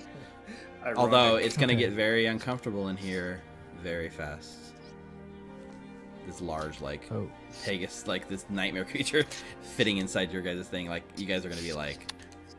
Someone's going to have, like, a horse's butt, like, in their face and, you know... Okay, Saul's okay. gonna try. I will... If we need I'll look more at room, Saul I and be can like, just turn into a crab or something tiny. No. That could No. work. And right at that That was moment, the least. right at that moment, Hal digs into his bag and he hands Zeke a box and says, "I'm glad you're coming along, Zeke. Thank you." Oh, I'm glad I can help. What's this box? Well, open it up. Okay, I will open up the box. Roll What a you- dexterity saving throw. Hal trapped it. Everybody roll for initiative. There were hell crabs in the box. You open the box and there's a clockwork metal beast that resembles a crab. That's about the size of a dinner plate. It's called a Vox Seeker, and I'll take the time to kind of explain to him what it is and what it does. This is fantastic. It's an actual magical item you can add to your inventory that was purchased during our downtime. Wow. Oh my Very god, cool. thank you. That's actually awesome. I was waiting for it to be those like crab cracker leg things that you squeeze and crack. Like, I forgot you guys had bought that too. But that's a good remembrance there. Good timing. It's a box there. of crab cakes. Oops, wrong box. Nice. That's super cool. Thank you. That is really cool. Got spider climb. Wow. Yeah, it's a cool little creature. So our group has one last little of this like happy moment as you see their boat floating straight down the Styx. And I think we're almost out of time, but what I'm going to do is I'm going to read you this transition box text as we go from Avernus to Stygia and set the tone. And when we pick up next time, we will actually be, for the first time, beyond Avernus. So let me skip this. All right. In our defense. Oh. No, good. Before I start. Go ahead. In our defense, descent into Avernus takes a little while to descend into Avernus. Yeah. And That's beyond true. Avernus takes a little while to get beyond Avernus. Yeah. That's very true. We've had this time to like connect and have all these like role play moments, and then now we get to like, all right, guys, now from now on out, it's like, good luck. It's hell. Yeah, we're back to hell for real. Steve gets to roll again, and I'm scared. So here's what happens. You find yourself floating in on the river Styx, guided by the Marinoloth that paddles you down the dark waters of the river. The hot air of Avernus burns around you, but within the confines of the boat, the discomfort melts away into a pleasant relief from the torment you have been accustomed to. Up ahead, the river looks to descend into a dark tunnel that dips downwards, as the unmistakable sound of rushing water echoes from the caverns. Without pause, the Marinoloth guides the boat down the river into the darkness, humming a tune softly as he does. His humming is quickly drowned out by the rushing water, and shortly after that, the screams of pain and torment. Multiple voices cry out, man, woman, child, devil, all yelling in agony as if being tortured. Their haunting screams echoing in your brain long after they faded away from your ears. I'm hearing an echo of myself from my... The ride gets bumpy, and as you hold on, trying not to tumble over into the river below. But never does it become dangerous. The keen skills of your operator easily dodging the various rocks, crash boats, and large creatures that seem to emerge from the dark. Eventually, that comes to an end, and as your boat levels out, the loud sound of rushing water is left behind. At this point, like Zeke and Ava specifically, you both notice something that is a little strange in this moment that kind of goes unnoticed by most of the other people, but despite the fact that you essentially went down a waterfall, the water behind you appears to be flowing in an upwards direction. When you emerge, you find yourself floating on a fairly still river of water. The humming of your operator coming back into your ears. Move you guys over to this map. Coming towards the end of a cave, you emerge, not into an eternal sunset like you have gotten used to on Avernus, but instead a night of twilight. No moon nor stars fill the night sky, giving way to a complete pitch-black wasteland of night. Nearest to the edges of the river, giant chunks of ice floes float freely within a large body of water. It's then you realize this lair indeed seems to be a giant ocean, the only land in sight, free-floating chunks of glaciers that shift endlessly against each other. Your boat takes a small turn towards a nearby ice floe.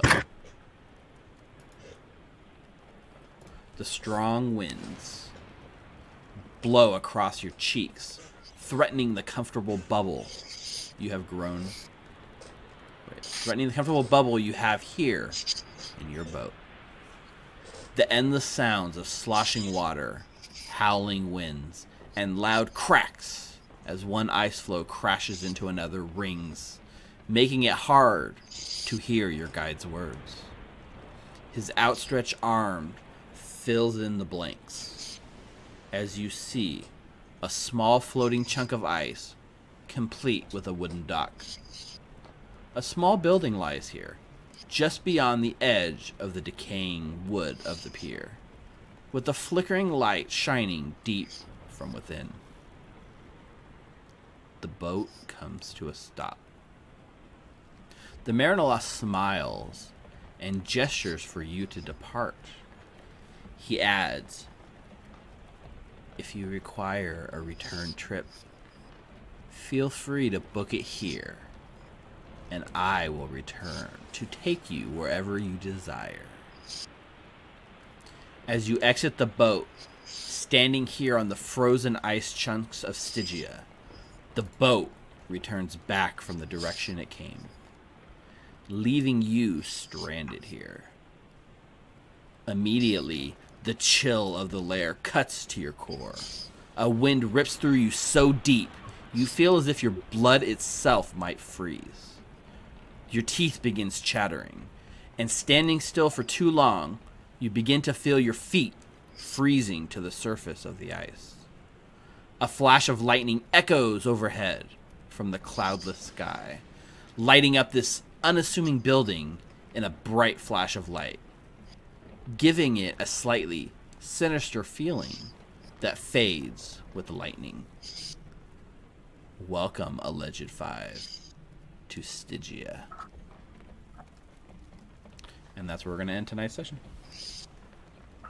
Awesome. Wow. Awesome. So on this map, as you guys can see, this is the way Stygia is going to work. So I've made a token with a 5 for the Alleged 5.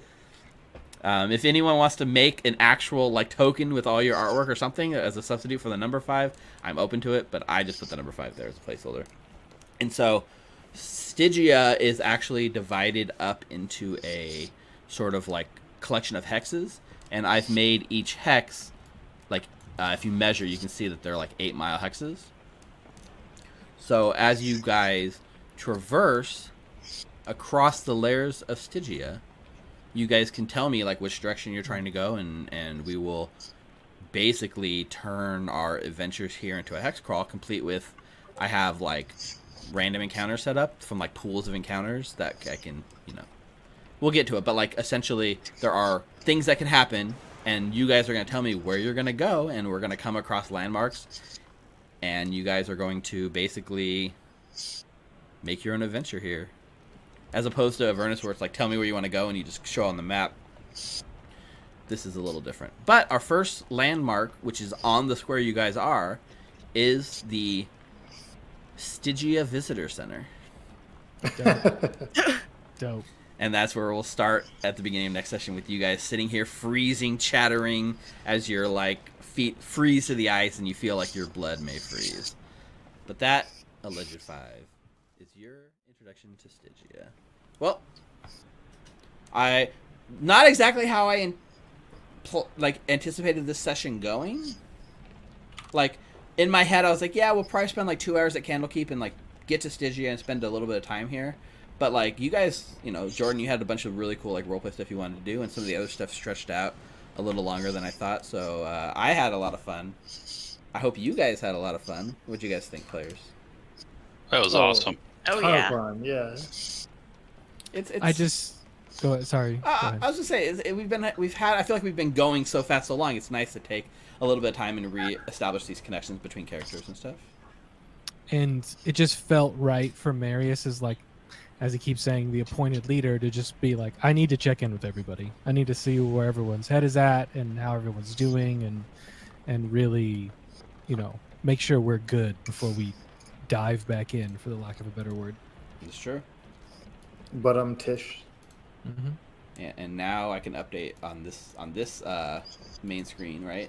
You guys are here. You're in Stygia. Congratulations. That's awesome. Yeah. Guys, we've gone beyond Avernus.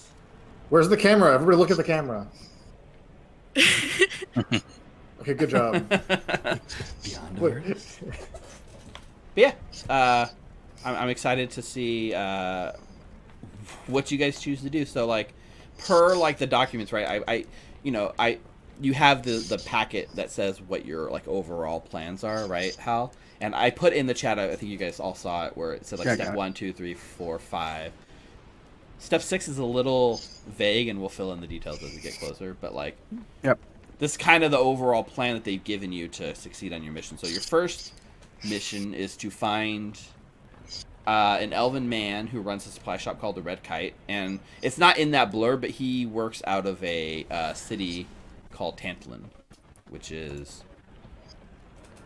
I guess, your first goal. Your first, that's the goal that they gave you. What you guys want to do, Yep. that you guys are going to tell me, because you also got Gotcha. some information about some other stuff from Quinran about Stygia. So, yeah.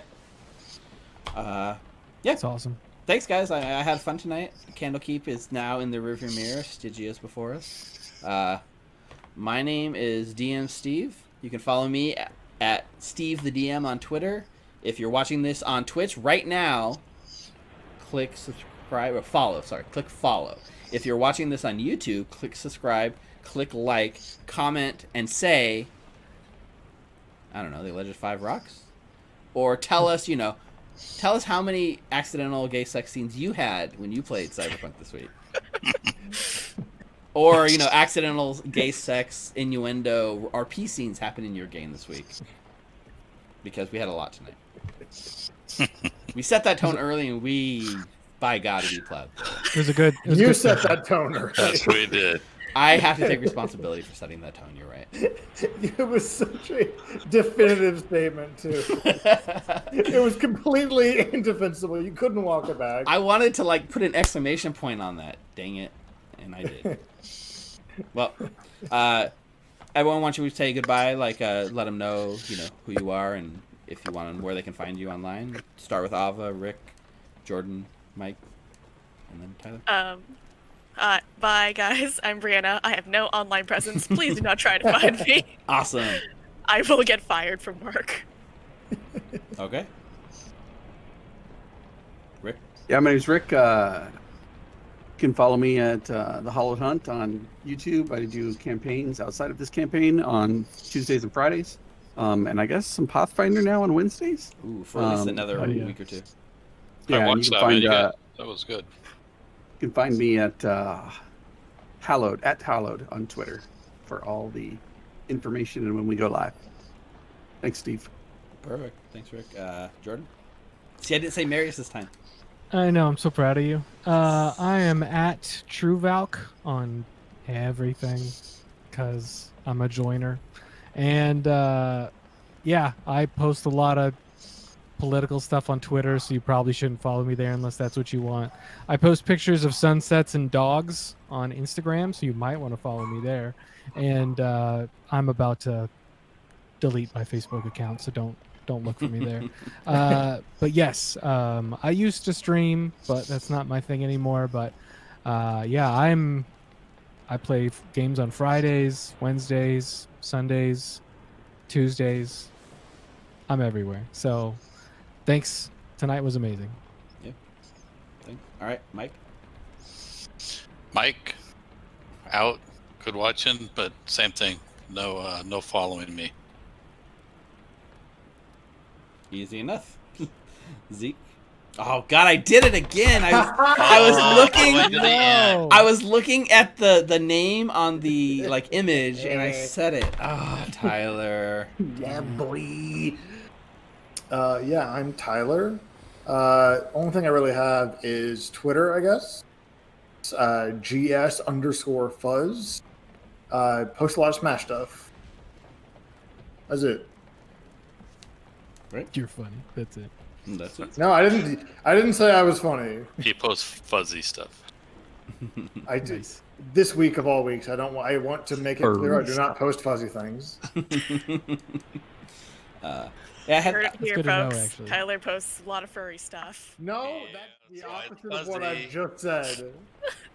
I have this new overlay screen ready for Stygia, so it's not. I mean, you guys might not be able to see it, but on the stream, instead of Avernus, where it's all like hell themed, now we got this nice, cool ice themed Stygia screen.